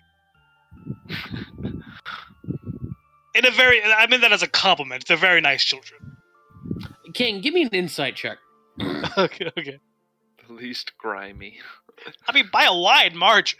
Yeah, oh, definitely. Yeah, that's true. We've seen a lot of grimy kids. Okay. King, you do get like a kick from Lazarus seated next to you. He's just like, don't push it. It's a compliment. I'm saying the kids aren't grimy. Stop helping. Okay, I will stop helping. The kids are they're a treasure. Aren't all She reached. children? I suppose they are. She reaches out and takes her husband's hand. Ever since Osvaldo,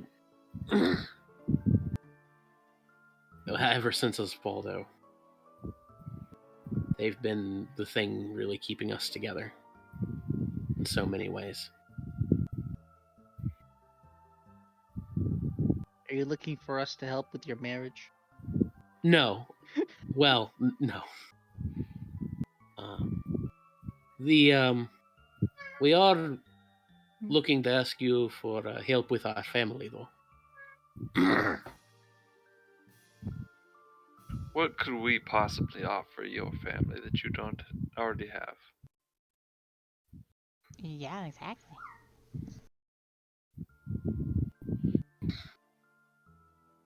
Our children are on borrowed time. What? They looked healthy to me. They are. However, there is a curse that hangs above their heads, placed upon them by cultists of infernal powers. You know, we did Oh, hear shit. about some occult stuff that I'm was like going on looking here. around like, what are you? Like, you? Are you the cult? That's what Jemheim's thinking. Mhm. He doesn't say it. He's just like, Yeah, you're me the too. Mhm. right. Do you know them? These cultists? Are you? I'll stop there. Are you? Amalia, like looks at you, Jimheim. We, the people responsible for our children's condition, have been punished. Rest assured of that. Well, that's good. Fuck them. I told me. I must agree with my good friend Oz here. Can I ask On the you, water. does this have anything to do with what happened to Osvaldo? I look at Jim. The castle enters look at you, Jimheim. Don't say anything for a moment. And then Victoro continues. The perpetrators, whatever their punishment, whatever their ultimate fate, unfortunately did not, well, the curse remained well after punishment was inflicted. We need your help to break it. Well, how do we break the curse? And while we are flattered, I must ask, why us? Well, the nature of the curse on our children is that on their 9th birthday, next Greengrass, their souls will be forfeited to the hells. And you can see Amalia gets choked up at the thought of what could happen. Vivi and Gemheim, you instantly know what they're talking about. Oh, shit. But Victoro sort of pats her on the shoulder. We are quickly running out of time on our opportunity to alleviate it. When you say that we know what they're talking about, do you mean like What they're gonna happened to turn into Osvaldo Osvaldo? will happen to them. okay, they're gonna turn into monsters? Mm-hmm. Oh shit, little children monsters. Fuck. Victoro continues. The curse, however, can be alleviated. It is its condition for being lifted is that if we can offer up tribute to Asmodeus before the children turn 9, before sunset on their 9th birthday, the curse shall be broken and their souls shall be free. The tribute is,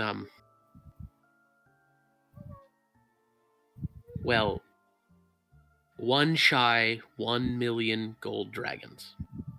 Or gold coins, sorry. Holy shit. 1 million gold coins? 1 million gold coins. 999,999. Oh, nine hells, got it. Why would That's one not- coin be shy? Because nine hells, 9. I mean, if you imagine if you had to be Nine? the millionth coin in a stack of coins, you'd be pretty like, oh, hey, man. It's a lot of pressure. You wouldn't feel good about it yourself, yeah, that's for sure. Quick, like just Lazarus setting would chime in. That sum is monstrous. quick, just setting question. Is it common for like fiends to just want like just sheer cash? Wait, I have an idea. There are, King, you could roll me an Arcana check. Okay. Arcana or religion. Let's see. Yeah, between those two. Check religion. Yeah. So I'll go to roll. I have a way of solving your issue. Oh, okay. Oh, was I starting roll? I wonder how King knows this. I feel like this might be a lesson that King didn't skip through. He actually Yeah. paid attention one time. Yeah. The one time Geminus could not be found to replace Geminus. Yeah, so King, it is there are types of fiends in the multiverse that do in fact primarily collect coinage.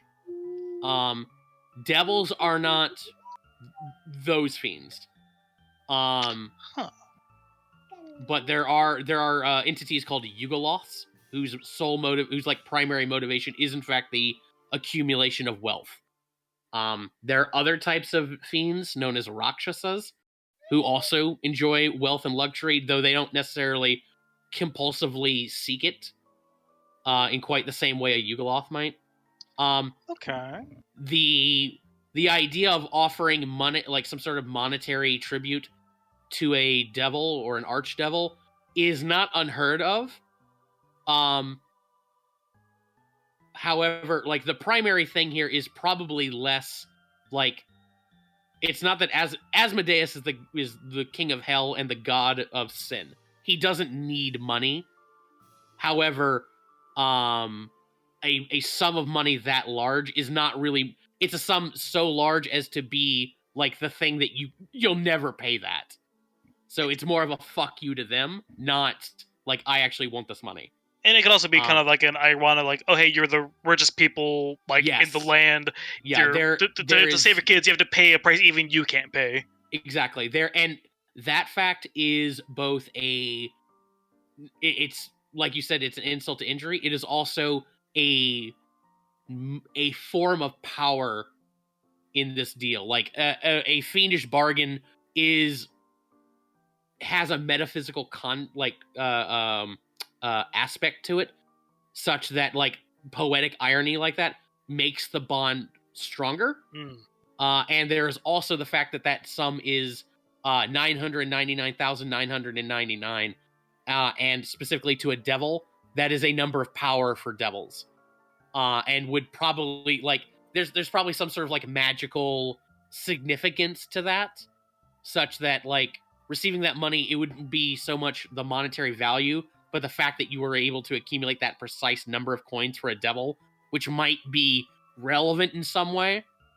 But generally speaking, like that, the function of that money is not so I can actually get money. It's to be a thing that you'll never achieve. Gotcha. Okay, that makes sense. Yeah. Also, now I feel weird thinking that that's actually kind of a low number, and I would have thought that you guys actually had more money than that. Yeah, wait. I have a solution. All you gotta do is sell all of the things that you have, and then you'll have the money to do it. That's probably true. The Castellanters look at each other and look back at you.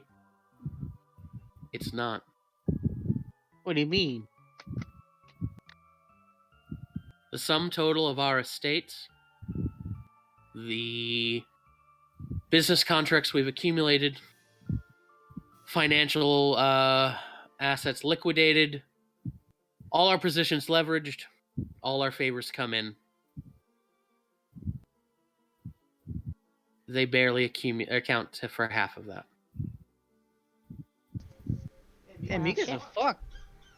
Well, good luck. To put into perspective how much money that is, there are like 1 million gold coins exceeds the value of many ancient dragon hordes. Like anybody with that kind of money floating around is one of the most powerful people in the fucking world, financially speaking. Okay. That is the wealth of an entire nation. It is greater than a king's ransom. But what if we got some pictures of monkeys that were So, really unique? Why the hell? If only you- king. Why the It'll never hell? work. Why the hell do you think that we would be able to help This is procure a great you question. $1 million fucking dollars, or whatever the fuck they are, dragon septums?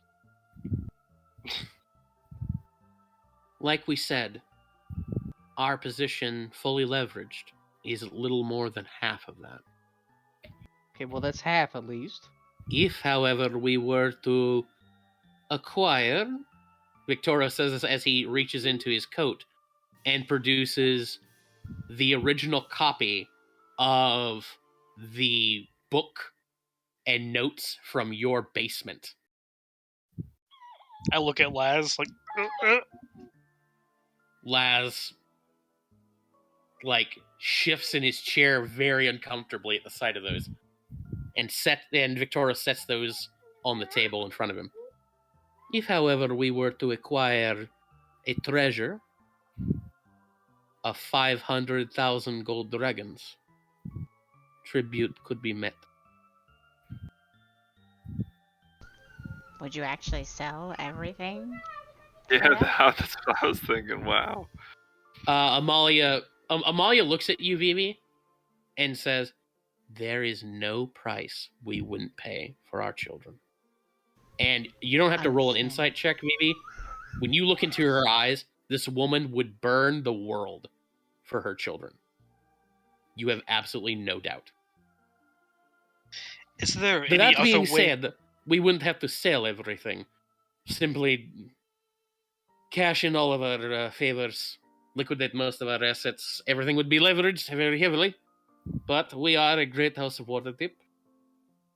In decades, we would come back.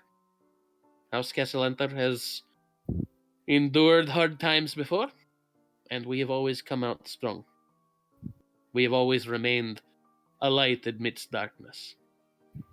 Vivi and Jimheim, that's their motto, by the way.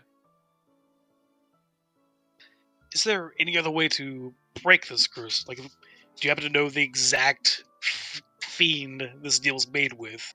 Could dispose of that fiend Asmodeus potentially. They said itself. Asmodeus, yeah. Well, okay, that's yeah. Whew. Well, Asmodeus is the signer of the contract. We have an intermediary. Who's From what asthma? I Who?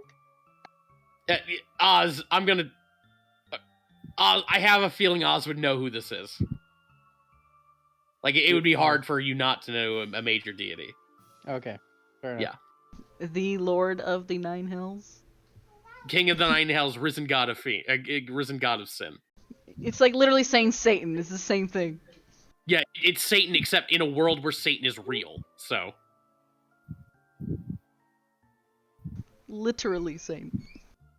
So yeah, no way out of that besides the gold. It sounds like. I thought that was just like a kid story or something. we can assure you, hell is quite real.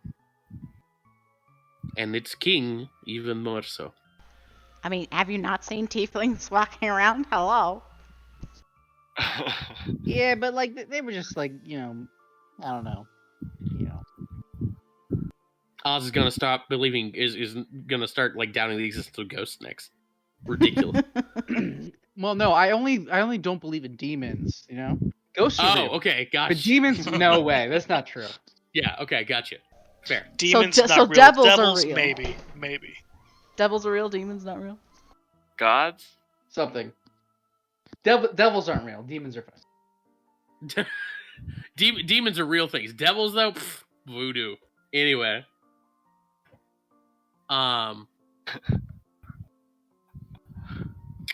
Yeah, so, what was fuck, I had a point here. Oh, right, Amalia looks at the rest of you. In addition, like we said, our position, fully leveraged, is little more than half.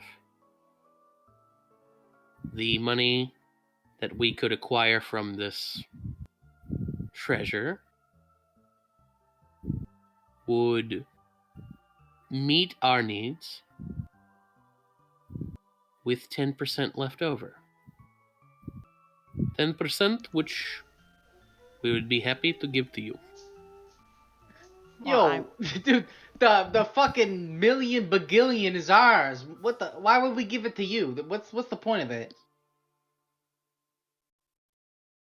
Victoro looks at you. You would be doing us a great favor. You would be saving Terenzio and Elzarina's soul. You would have the eternal love and support of House Casalenta, though we would be diminished. Would have my personal thank you. Or we And could my have wife's. 500, 1,000 fucking dragon shit. That you could. That you could.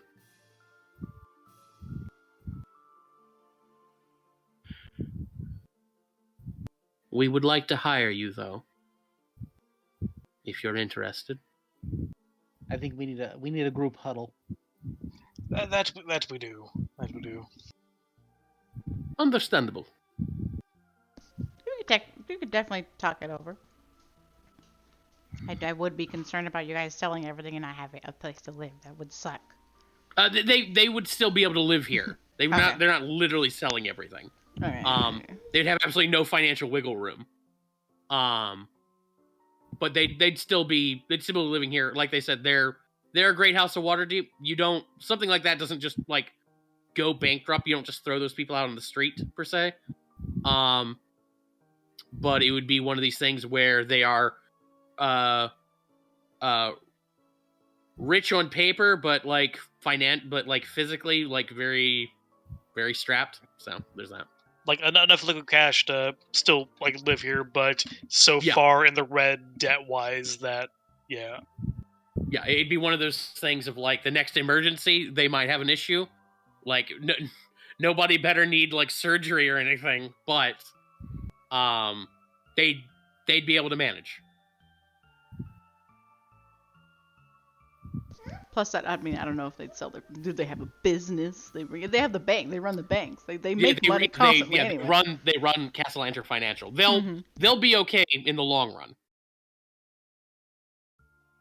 I mean, why don't they just embezzle the money from the banks they run I mean, and use that and then just Are you run asking off? that aloud? Oh, that's a good question.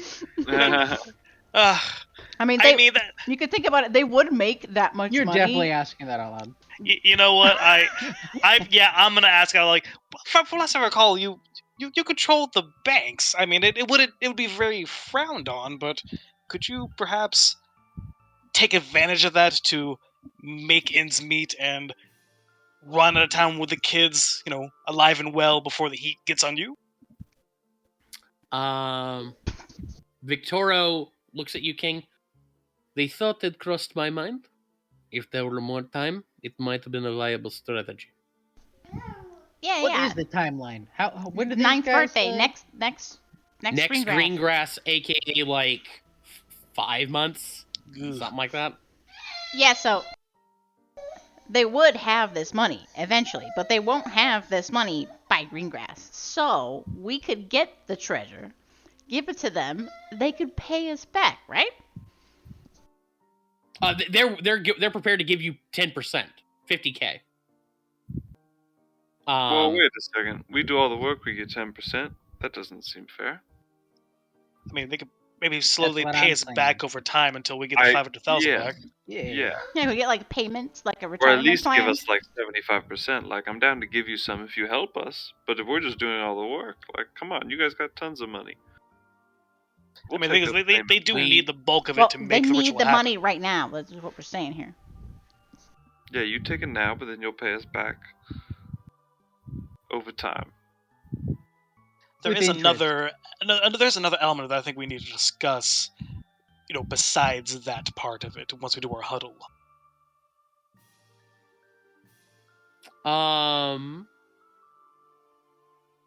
So do you guys want to do your huddle, or do you want me to respond to that comment? Respond just now? first and then huddle. Okay. Yeah. The Castellanters look at you. Are you asking us to reimburse you the 450,000 dragons? Well, yeah, Over time. with interest. Doesn't need to be interest. So I'm interested. so The you're Castellanters look at each other, and you can see they get a little pale. Hey, no price is worth it, right? Lazarus chimes in. These people barely can make 450,000 now. You're asking them to pay us back the 450,000. They'd spend a lifetime doing that. Well, that's a Our lifetime of That's debt. true. Our descendants will be well You idiot! You'd be dead by the time you get the money. My frog here will take that money and buy something with it. Bully licks his eye. It sounds like the Castellanters. It sounds like the two of you are going to be in a hard financial position after this. Either way, it seems to be unfair for the people who you're in hard position in regards to are just all the other houses Yeah. of wanted rather than the people who got the money for you. Yeah, what are we, like a fucking charity over here? Yeah. We are prepared to pay you 10%. That is definitionally not charity. 10% of the money that we get? Like, what? That doesn't make any sense at all. Laz also... Hold on, there's one thing I would have... neglected here. When Victoria was mentioning considering embezzling the money, Laz was tapping the table, and you see he stopped as he said that. And Laz is going to interrupt here. It occurs to me. How did you know to look in that basement? Victoria and Amalia get very quiet. It occurs to me that one doesn't embezzle 500,000 gold dragons from the city of Waterdeep without having some friends and connections. Perhaps people who lend money. There are 3 people responsible for the embezzling of that money.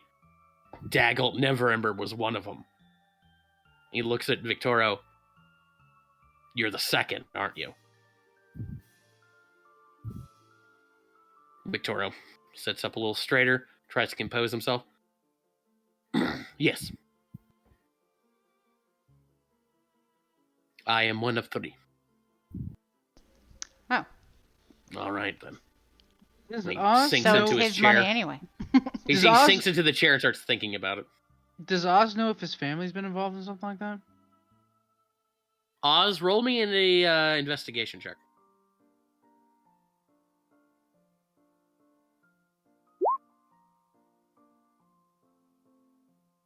Oz, nothing has been said outright. But as you're thinking about it, what Laz is saying is making a lot of sense. Mm-hmm. You know, your family is involved in money laundering. Ord knew about that stone. Mm. Something's turning in your head there, Oz. Hmm.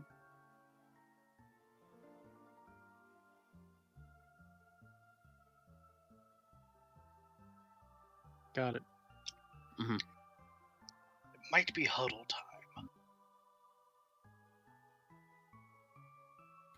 Yo, let's break. We have Amalia will gesture to this door over here. If you'd like some privacy, we have a sitting room you can partake in. We'll be here waiting for your answer.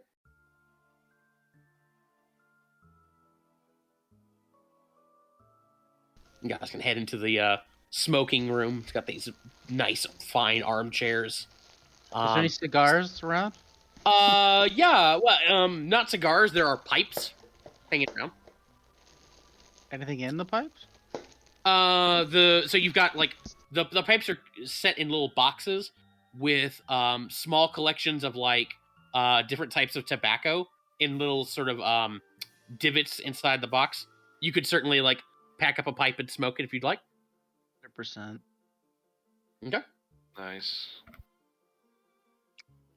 Pack up a pipe, light it, taste the vanilla. Yo, this shit's good. So what should we do? So Should we That's take what I this saw. deal? So Yo, first things first, should we see if they're listening in on us in any way? Should we like try and detect magic for any kind of like thing that would allow them to hear us? Yep. 100%. You got something for that? I do not, unfortunately. What to detect magic? Yes, you said? yes, we should try to figure out if they're listening. How do we do that? Do you guys have Yeah, like exactly. any detect? Maybe there could be little invisible people. Bully. Cast detect magic. It could do that. Watch this.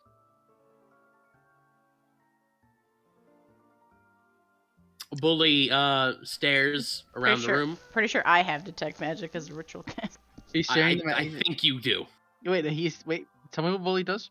Bully stares around the room, Mm-hmm. licks his eye. Looks like there's nothing. Classic. Bully knows. Should we try and detect And suddenly, anything? Bully's tongue lashes out, grabs a decanter of brandy, and sucks it into his mouth.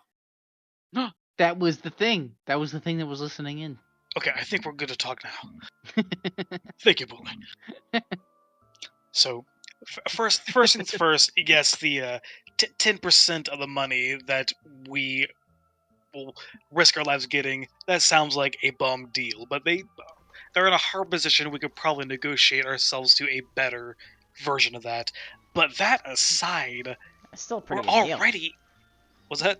It's still a pretty good deal. Yeah, continue.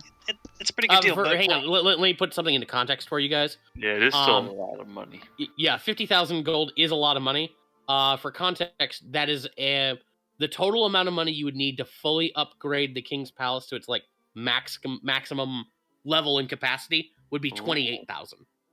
Oh, damn. Guys, we could have money enough to be a king. We could own everything. Why This is the true. hell are we gonna spend it on some kids we don't even fucking know? Okay, that aside, we already have a deal. Part of that money's already spoken for. Exactly. Never be gone, or it's already what cut is he? Holding us to He exchange wants for not half. killing us. He wants Yeah, half of that shit. Yeah, half. So we already have a better deal with Never Be Gone, Jarax, whatever his name is. And two, if we go with their deal instead, they'll probably come and kill us. They almost did the first time. True, and they were fucking. Izo like way actually sort of crazier. shifts when you say that. They're the ones who hurt Piper. Yeah, they're like fucking assholes. I don't want to work with them, but if we take this deal, I have no doubt they're gonna find out we took this deal, and they'll be coming for us again and putting other people we care about in danger again. The fact that we don't have a million other factions breathing down our necks is because those assholes, are watching out the bar and keeping them away from us. As much as I want to get back at them. And Lance had a great point. How the hell did they fucking find out about this shit in the first place? Oof, that's another big Because problem. Victoro knew about the existence of that information. Presumably because he helped embezzle the money. But So here's what a you're question. saying is it's technically sort of his money. No, that's the city's money. He's a criminal. Oh. He just happens to be a criminal with a very good motive right now. Oh. Yeah. A thing to consider though is, if we did work for them, how would the other guy know? I wouldn't have put it past him to have someone invisible looking outside that window right now, just point to one of the random windows in here. They sussed us out before. I wouldn't put it past them to suss us out again. And once they find out that we took another deal that cuts them out, they're gonna come back to the bar and kill everyone in there, Wait a minute. Hold on. not just us. Isn't there a... Wait, am I remembering this right? Hold on. Sorry, hang on, let me check something real quick here. Yo, and that guy was pretty powerful too. This is not a good deal, man. Oh, never mind. Okay. This is a terrible deal. Of course. I mean, Well, I would love to help those kids somehow, but like all things being equal, the ideal situation is us, taking all the money for ourselves. But as it is, did you see Think- the think- look in think that about this lady's shit. eyes? Look, this isn't our fucking problem, though. I know Hold it's on, not hold a on. problem. Hold on. They're There's making something it you're our not problem. there's something you're not considering here. Like Vivi was saying, the look in that woman's eyes. King, you're sitting here talking about people coming for the ones we love. Give me a second here. Laz walks over to the door, opens it up. He'll leave the door open as he'll go into go back into the dining room, and standing at the far end, asks the Castellanters, if we say no, are our families? Can you promise the families won't get involved? There's a long pause, and Amalia Castellanter says, in a tone that brooks no mistake, or like no confusion and no rebuttal. Our family is on the line. No. Your families are not immune. Laz nods, goes back into the room, closes the door. That's a thing to consider. Yeah, We can work with these people. We can work with these people and maybe save some children and do the right fucking thing. Or we could go against them. The right thing is that it's not our fucking problem, dude. It You know what doesn't I do? matter. You know what I say? We Well, say yes, and then we don't follow through because fuck them.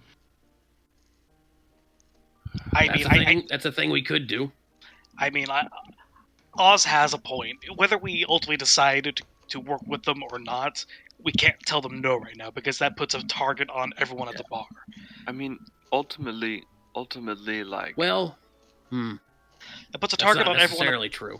It puts a target on everyone at the bar, and if we say yes to them, that keeps them from coming after us, and then we just have to go and make contact with Jarlaxle, whatever, and reassure him that we're not double-crossing him and keep his heat off us.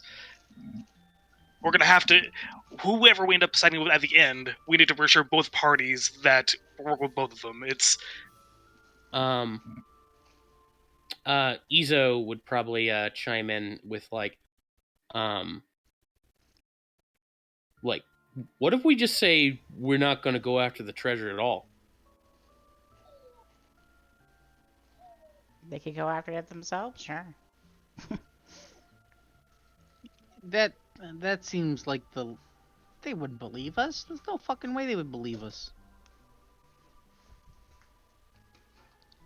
Well, I mean, this treasure is a lot of work, you know? I mean, everybody True. wants something. It feels like when we get it, if we get it, then we got a huge target on our backs, you know? We become kings if we get it. Or we become very rich corpses. Yes, that seems like a likely outcome. And I'm we're on, nervous about it. and we're on the road to becoming very not rich corpses, just for being the ones who are the furthest along to find it. We could buy an army with this shit. Well, like Or I save said, 2 innocent kids. like I said earlier, I don't give a shit. That's not our problem. like I said earlier, this is something that they want, and it's the easiest way to get it right now for them. They're gonna get it, whether or not they have to have us help them or kill us to get it from us. They're gonna get That's it. That's a really Well- good point. You're right. I think You the way bring we up a need great point. to think about this is that Is we gotta kill them first. we're I disagree. No. When it comes down to it, it might have to come to something like that, whether it's them or the others. But listen, everybody who's going after this thing is way more powerful than us. So They're we're right not here, right now, unarmed. Let's just kill them. No, we can't kill we're them not right going now. to be the ones to win this fight. I think Vivi has a good way of thinking about it. We need to look at who do we think is going to win this fight, and we need to join on their team so we get a cut of the money. Also, if we say yes, can they guarantee our safety? We already have a group that wants half. Yeah, Guys, we've already A promised group that hurt Piper. Yeah, a group that is powerful. A group that could come and finish her off That and finish hurt us our off. people. The Castellantas are probably just as powerful. You know, And maybe their I don't know why connections they and hurt stuff. Piper. Why maybe Piper They wanted also the took money. 500 of my money.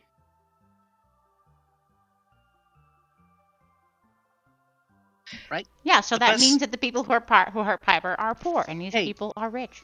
Half the money's more than 10% of the money. No matter what percent of the money we end up getting at the end, what's most important right now is ensuring that neither the Castellaners or Jarlax comes after us as a result of this talk. Should we wait for Lee and Charlie to get here to actually like Lee and Charlie have given me their opinions as to what's going on here. What they would add to the conversation. They're both willing to go with whatever the group goes with. But I've been chiming in with the points that they would have brought up and raised. Okay, nice. Okay. Cool. Mhm. Nice. Should we put it to a vote? So, I mean, it seems like Oz wants to do this and go against the other people. I think Oz wants the opposite. Correct me if I'm wrong, Oz. I don't want to deal with these people. No, I don't think they're worth it. Oz doesn't. Oh no, I'm sorry. I meant Ezo. I get Oh, your names confused Mhm. sometimes. Yeah, Oh. Ezo is pro Castellanter, Yeah. I am as is Laz. I am pro saying yes to the Castellaners now, making contact with Jarlax and telling him that we're aligned to the Castellaners, and kind of getting an uneasy balance of neither of them thinking we're, going against them. I agree. Uh, That's le- my stance too. Is say yes Okay, now, but not actually. Okay. I'm still not sure, like, what we should do at the end. At the end, I'd love to just take all of it and, do something ourselves with it. But for the short term, yeah, saying yes to them so they don't immediately start sending assassins to the bar sounds like the right move. Mm-hmm. Yeah, I'm also down to say yes and continue the conversation about what we're gonna do when we find the money. Okay. Maybe. Vivi. I mean, in the end, I want to say fuck you to Jarlaxle, really. Okay. so you're anti Jarlaxle. Yeah. Okay, gotcha. All right. So it seems like the consensus is, yeah, totally. We'll take your deal. We'll totally take your deal now, bruh. Yeah. That's And all right. whether or not that actually is honored, we We'll will see. see. I will say if we Um, do go full hearted in with them, I do want to negotiate more than 10% of it, even if they have to like pay it back to us over generations. Yeah, I'm gonna save us some time here. If you'd like to negotiate something more, It you probably won't could be try, money. yeah, I mean, you could try like money down the line. Alternatively, the Castellanters are like they are the richest and one of the most influential families in Waterdeep, and there are definitely things they can do that are not of a financial nature that could benefit you significantly, if not enormously. Waterdeep. Amalia Castellanter, for her part, is like one of the major trendsetters in the city. Like a positive review of the King's Palace in the paper could be significant. Yes, they're Amongst good many other allies things. to have. They're good Yeah, allies I feel to like have. they could get us a lot more in the long run than Jarlaxle can, just because he's like promising to get half of it. and Oz he's- sees dollar bills and he just wants to chase Fair. them. That's fair. That's fair. So Um, with the way the open lords like work and and the mass lords work, I assume having the Castellanter name or just being tied to the Castellanter family gives you a much better chance of getting it up in there, right? It certainly wouldn't hurt. No. Well, I need to make an heir so I can have that heir marry one of their kids. Then all right, we're gonna figure out how to do that. Tabaxian human? I don't know if that's a thing. Hey, as There's long as the actually- marriage is on paper. it could happen. Actually, that does bring up something interesting in that Jimheim, you have seen paperwork from your father arranging like trying to like sort of long-term strategize how to get Terenzio Castellanter and Genevieve together. Oh. Like that seems to be his like long-term gambit for like long-term plan B gambit. She's like twice his age. If this whole like deal with Mastika doesn't quite pan out. Okay. Dad's Okay. trying to get in with the Castellaners too. If they adopt me, would I suddenly be nobility, King Castellanter?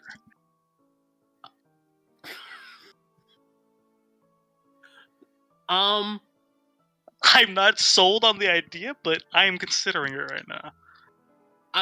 I'd have to think about that some more. I feel like the answer would be yes on paper. Hey, I'm actual nobility again. Hi, Mom and Dad. I have to think about that more myself because I'm not sure if I want to go in that direction either. But I'm thinking about it now. What a bizarre request! Adopt me, and I'll do your dirty work. Make me your heir. Okay. There was one more thing. Hang on. What would it be? I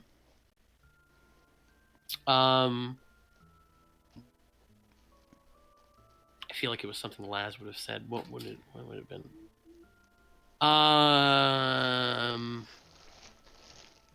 Oh, plus, another thing against Jarlaxle in my own head is, I don't know what Jarlaxle needs the money for. He just wants the money because he wants money. So fuck him. They need the money for something that they need. Yeah, I think that would be a valid point of mentioning that, like, you don't know who Jarlaxle is, what he does, or what he wants 250,000 gold, or even like be willing. Like, there's no guarantee Jarlaxle doesn't betray you. Yeah, exactly. I guess since we're all talking about our opinions on Jarlaxle, King's current opinion on him is his main reason why he was hesitant to go with the Castellaners over Jarlaxle is 1, the money's better. 2, he is scared of Jarlaxle and his goons coming to the bar and trying to attack us again. But he definitely vibed with them when he was Jaguardo back at the theater, so his opinion of him is a little less hostile than before, but is still, like, doesn't trust him, doesn't want to risk it on his bad side, but also doesn't trust him. It's okay, we can turn him into a snail again later. Hell yeah. One other thing, and I'll save us the time of role-playing this. The Castellanters are prepared, if you'd like to walk away from the situation, to pay you a substantial amount of money up front for you to hand over any resources you have about the case, and just like walk away from the whole treasure hunt. Just give us what you got. You walk away, rich, money now, and you can be and everything's cool. 2 questions. What is this essential amount, and how do they intend to verify that we're actually that the stuff we gave them is legit and we're actually walking away? It would be 30. It'd be 30,000 up front. In they don't have like the loose change on them, but they would be able to pay you in gemstones. As to like whether or not it's everything, they know you have the stone. They have your notes, the original copies of your notes. If you were to turn over any copies you have now, they have ways of verifying whether or not you are lying. They would say that. But yeah, turn over your. Basically, they have ways of knowing if you're lying or not. They have a method of securely and discreetly transferring all of this, if you'd like. And yeah, but they definitely want the stone.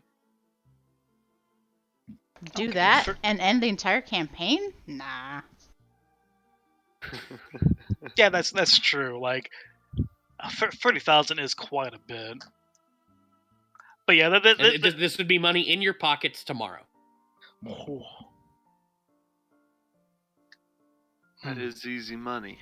That is But easy. how much are we gonna get if we go through with this? We're gonna get Easy money, and we don't have to risk our lives dying in a maze. True. Yeah, Yeah, that's true. Like, and it's there's no 30, telling. it's 30K now. No risk of dying in a maze. 50K later if you actually take the deal and you save 2 children's immortal souls, and you have the undying loyalty and thanks to the Castellanters. 250,000 if you work with Jarlaxle and everything pans out fine there, or 500,000 if you ultimately betray everybody and take all the money for yourselves and are alive to spend it. The 30,000 tomorrow is very enticing. Is there a way we can talk them into, like, maybe not necessarily the entire 10% up front, but a chunk of that 10% up front like that? If we pledge ourselves to help them, but then also ask for like 10,000 now. Yeah, they could probably negotiate that. Here's the thing that Lee would want me to tell you is if you intend to betray the Castellanters, you need to kill the Castellanters because they will destroy you and every fucking thing you love, not in that order. Yeah, that's what I'm saying. We kill the Castellanters. Yeah. Like right now. Not necessarily right now, but before, like, you can't betray them before you're willing to kill them. Yeah. And as far as most of the party knows, yeah, it was just some random other cultists that did bad stuff to them that got the kids cursed. Yes. Whereas Jim and Vivi know that, that they are shadier than that, and getting us probably tied to them might be bad. The story that's been told to you, all of you, is cultists did this to the kids. Jim and Vivi have been told that what happened is that this is the arrangement Victoro and Amalia made with Asmodeus to cure their son Osvaldo. The original deal was, hey, pay me 500 or pay me 1 million gold dragons. And in return, I will give Osvaldo a long, healthy life and cure him of disease. And make his body strong and cure him of disease. They made that deal with their other 2 children's souls as collateral. And Asmodeus honored his deal in the way Asmodeus honors all of his deals, in a way which benefits him, not them. And now they are left. Yeah, with a twist. And now they are left in this sort of broken state. Desperate, just trying to meet that payment. Yeah, so like meta thinking, there's no guarantee that when they pay off Asmodeus with the full amount that the kids will actually be good. But King No, wouldn't know it this. seems that it is that way. I mean, assuming they're not lying about that arrangement, yeah, they would be fine. I mean, But- it's not about but them lying, but Osvaldo Asmodee is won't lying be. to them. No, No, Asmodeus. Osvaldo is still fucked, no matter what. Yeah, exactly. The trick was that the guy he pretended to cure wasn't actually cured, in the way that they thought it was going to be. Yeah. Dealing with the Osvaldo will trick. probably be a thing that that the Castellanters might pursue in some other way down the line. But for right now, they have to solve this problem first. Right. So not only did their older son get fucked, Yeah. but now their younger kids are going to get fucked as well because of that deal. Yeah. Yeah, the main thing I was worried about is like there being some other like fine text from Asmodeus' side that means that paying him the money will leave the younger kids still fucked somehow. I mean, there is a distinct possibility that there's something that the Castellanters are either not aware of or are not sharing with you. But as far as what you know right now, Mm-hmm. as a sort of a meta point amongst you guys, that seems to be the shakedown. Gotcha. Yes. Yeah. This is like multiple layers of Mhm. King wouldn't know this stuff. So yeah. Right, yeah. If you'd like to negotiate some sort of like, yeah, we'll take the deal, but we want a cut of that 10% up front, the Castellanters could certainly arrange that. Okay. And I still want to think more about the "make me your heir" plan. I'm percolating, but So if you guys would like, we can say your offer to Castellanters are, we take the deal, we get a cut of that money up front with possible non-monetary favors down the line. Such as childhood, adoption. Yeah, such as like adoption of kids. Yeah, that would be a non-monetary favor. yeah. It sounds like we're leaning non-monetary towards this. favors of a reasonable nature. Reasonable is going to be a very gray area in our negotiations. Certainly. So yeah, I'm down with this. We just got to make contact with Jarlaxle pretty quickly to ensure that he doesn't come and kill all of us. This is assuming, sure. We'll put a pin in that, and we'll talk about that when Lee and Charlie are back, or at least Lee is. But yeah, it seems like that's the deal we want. Here, I'm gonna put that in the. If we say yes to the in the Castellanters, notes. should we ask them for help and specifically tell them about Jarlaxle so that they could do something about him? Oh, that's the thing.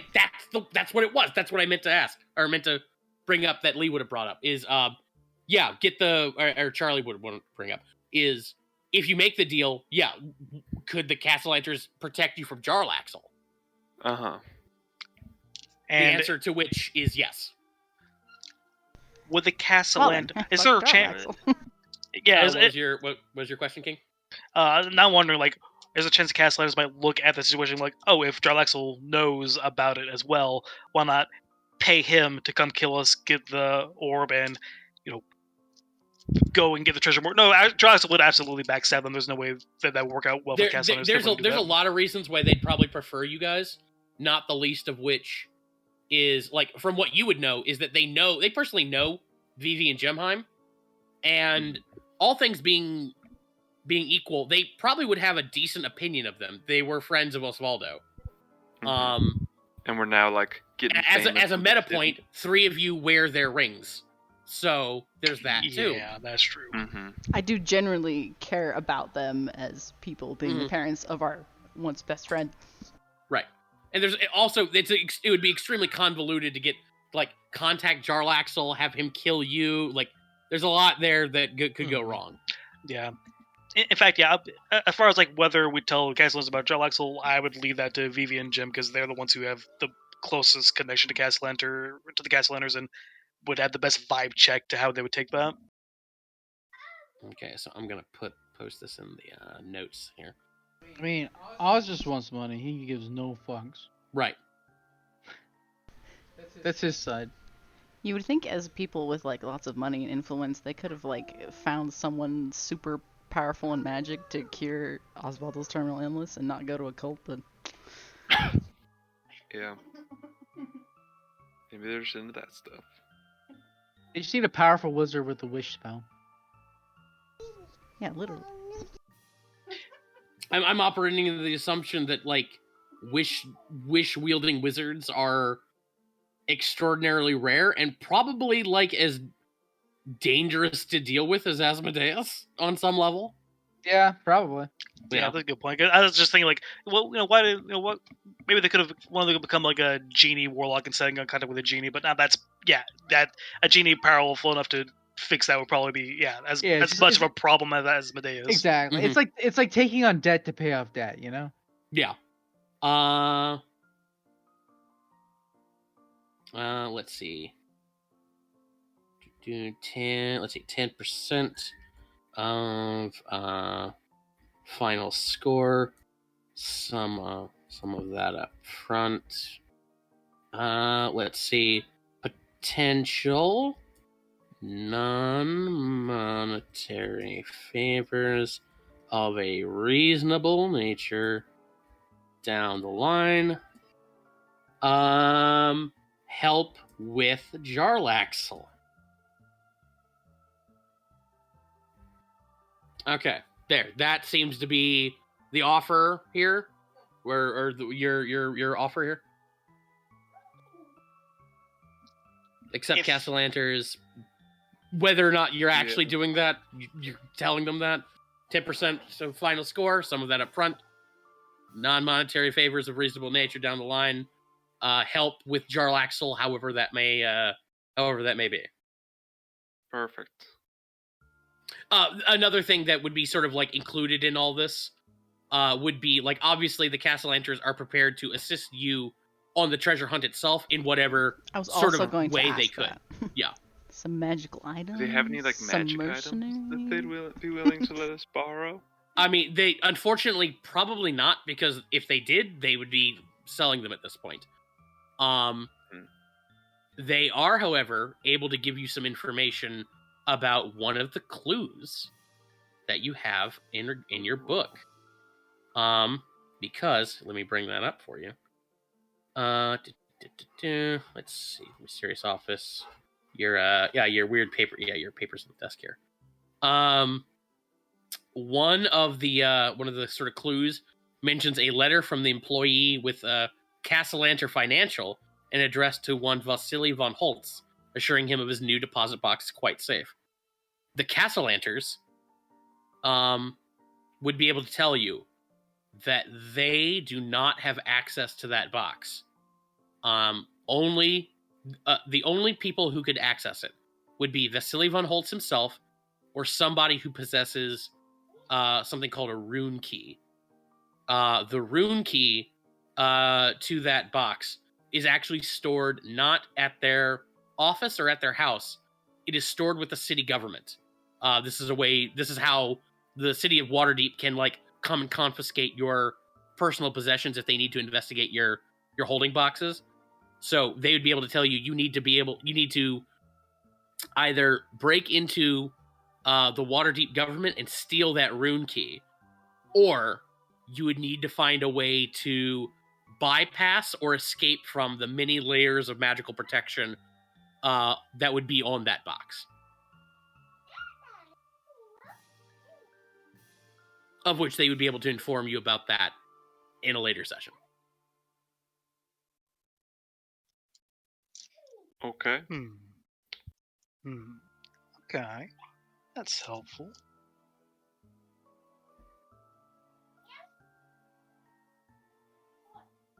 All right then. So, as you guys come back into the room, lay out your offer to the Castellanters. They ponder it for a while, and ultimately accept. As you start negotiating terms of like how much of that 10% is up front, they could probably get you like 10K up front. That it would probably be in gemstones, but they can get you 10K by tomorrow. And as you guys are sort of hammering out all the final details and whatnot, the 9th and final course of your meal is served. Devil's food cake. Of Delicious. course. And we'll end it there for tonight. As you guys eat your dessert, sign up your contracts, depart from Castellanter Villa, and you all level up. Oh shit! What? Oh, shit. What? All right. Oh my god. Nice. Oh man.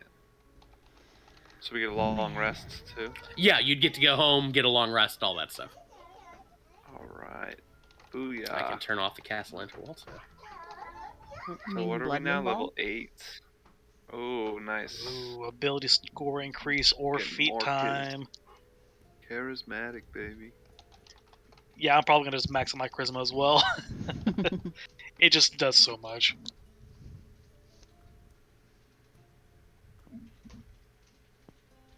So, King doesn't care too much about the kids, but I do want to save the kids. Those kids seem nice. They shouldn't have their souls eaten by Asmodeus. As a as Ryan, yeah. As Oz, fuck him. Yeah, like King is in Neutral mainly. characters are so fun. Yeah, King's in a kind of a similar situation. Like he feels bad for the kids, but not enough to put them over like protecting himself and the crew and the Knowles and Gabriga and Nixon, everyone in the bar. Dragons. And... That's who have a million dragons does sound nice. And being the heir to the Castle Lantern name might be a okay consolation prize. I'll let you know this much, Kyle. They will not make you their heir. They are prepared to like adopt you, probably. Maybe I don't know. I'll figure that out. Heir? No, they can't do that. Oh God. I'll have to think on if it's even worth it at that point. Can I make them marry one of their kids to my goldfish and make that goldfish my heir? I'm gonna say no. Damn it. Gonna probably say no. Maybe what I used are these favors. Damn it. I know.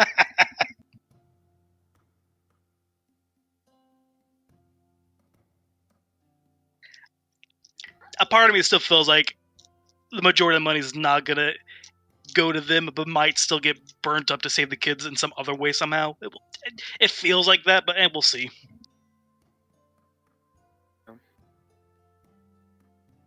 For all we know, you guys will end up betraying them. I just know there's no way we're gonna get to level 20 and go beat up Asmodeus until he says no to taking the kids' souls. That's not gonna happen. I'm pretty sure. Definitely not. So if we don't want those kids to have their souls eaten up, we need to scrounge up the money for them somehow. Just talk about just long-term player goals for the campaign to get a good ending.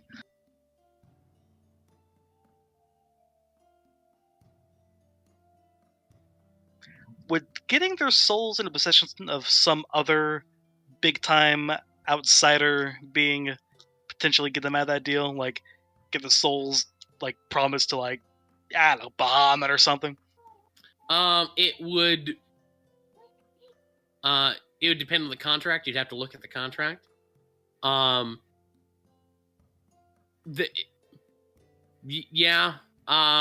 Possibly. It probably feels like they would have. Although I feel like trying to convince Asmodeus to transfer a contract like that is like carries all the problems of like how do we beat him up to make him not do this? Yeah.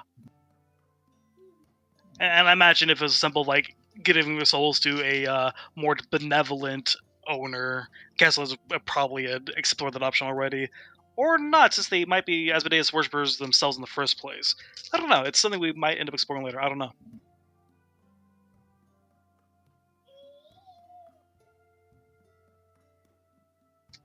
But yeah, overall, very interesting developments. So it was a good session. Yeah, for sure. Yeah. Indeed. I was expecting much more of a, we know you have the sphere, we're going to kill you if you don't give it to us kind of situation. Yeah, I figured you would assume that. How the fuck do they know, though? How do they know what? That we have all these notes and I mean, everything. we know out of character, but we know. As a meta point, they would know, partially because they'd be able to anticipate the existence of that office because Victoro embezzled the money. The other reason is because they had been spying on you. One of the rats was a Yeah. rat. Wasn't it? Ben the Moon Rat is actually an imp that works for them, and was like down there in the office with you when you discovered it, chatting away with Vivi and all this stuff. And I was like, oh yeah, look at all the stuff you found. Real interesting. And while you guys were leaving the bar to go hunt for Jim and Vivi after they disappeared around the Castellanter estate, and Vivi and like Izo tore open that door and all that went down, that's when Ben struck and stole all your things. I see.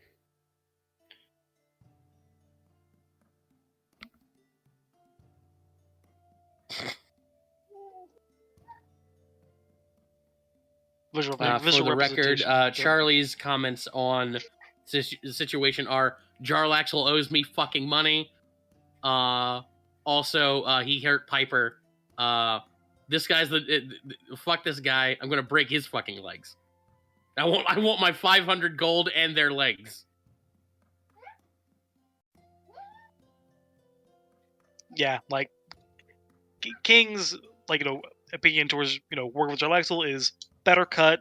He has more imminently a danger to everyone at the bar. Has a cool cat guy persona that he can vibe with.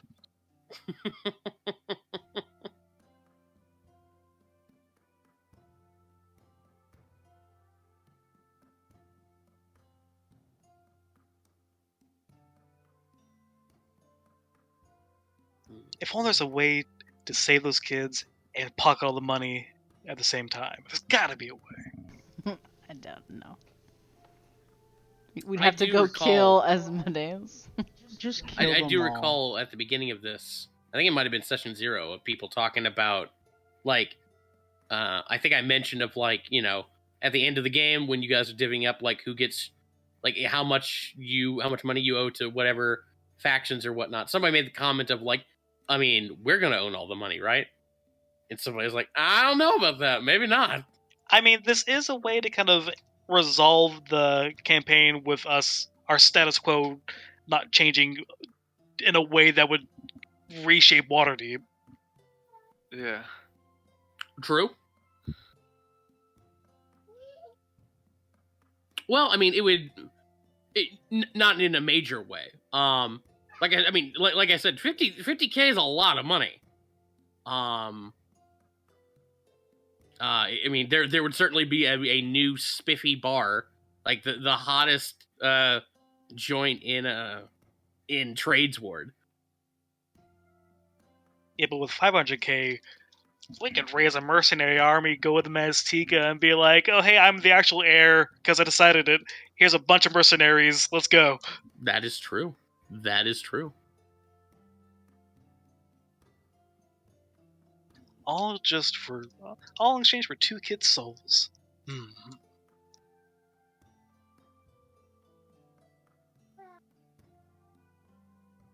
Welcome. Not a problem. Give me the $1 million. $500,000. Well, Not half a even million, half I a can buy you million, new kids. A fourth of a million. Yeah, exactly. Be making some robot kids. No, we'd be getting a fourth of a million, dude. This is I knew this problem would come. I have a feeling Oz is not going to honor the deal with Jarlaxle any more than he'd honor the deal with. You're Yeah. pretty right on that. Yeah. I mean, I feel better about killing Jarlaxle and all his goons as compared to. I mean, when I put back on the Castellaners, I'd feel bad about orphaning the kids. True. Does Jarlaxle have kids?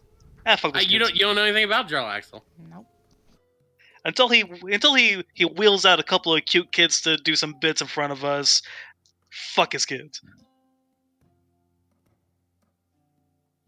I had a feeling this sort of dilemma would happen from the moment I started concepting King as a kind of a bad, kind of like evilish kind of character initially. It's like, oh, if I want the good ending, that's gonna go contrary to what King wants. But that's thinking like in like or video King game will have to terms. change. True. King will never change. So guys, what do I raise up? My dex or my int? Yes. Raising my int will get me more prepared spells. Plus proficiency bonus, obviously. And it won't really up my damage except for like actual spells. But upping dex will up my jawbones damage. Yeah, it's about to say. I feel like you use And your jawbones. AC. True. And my AC, you're right. That's Like I feel and like you I'll use... have the highest dex of the party. Come on. And Unless someone else is raising their dex. I'm raising Dex. So. Now I have to do it. Now I have to do dex. I will say is I feel like you use I think we all jawbones have to way. say the same. No, I want my charisma. Yeah, me too.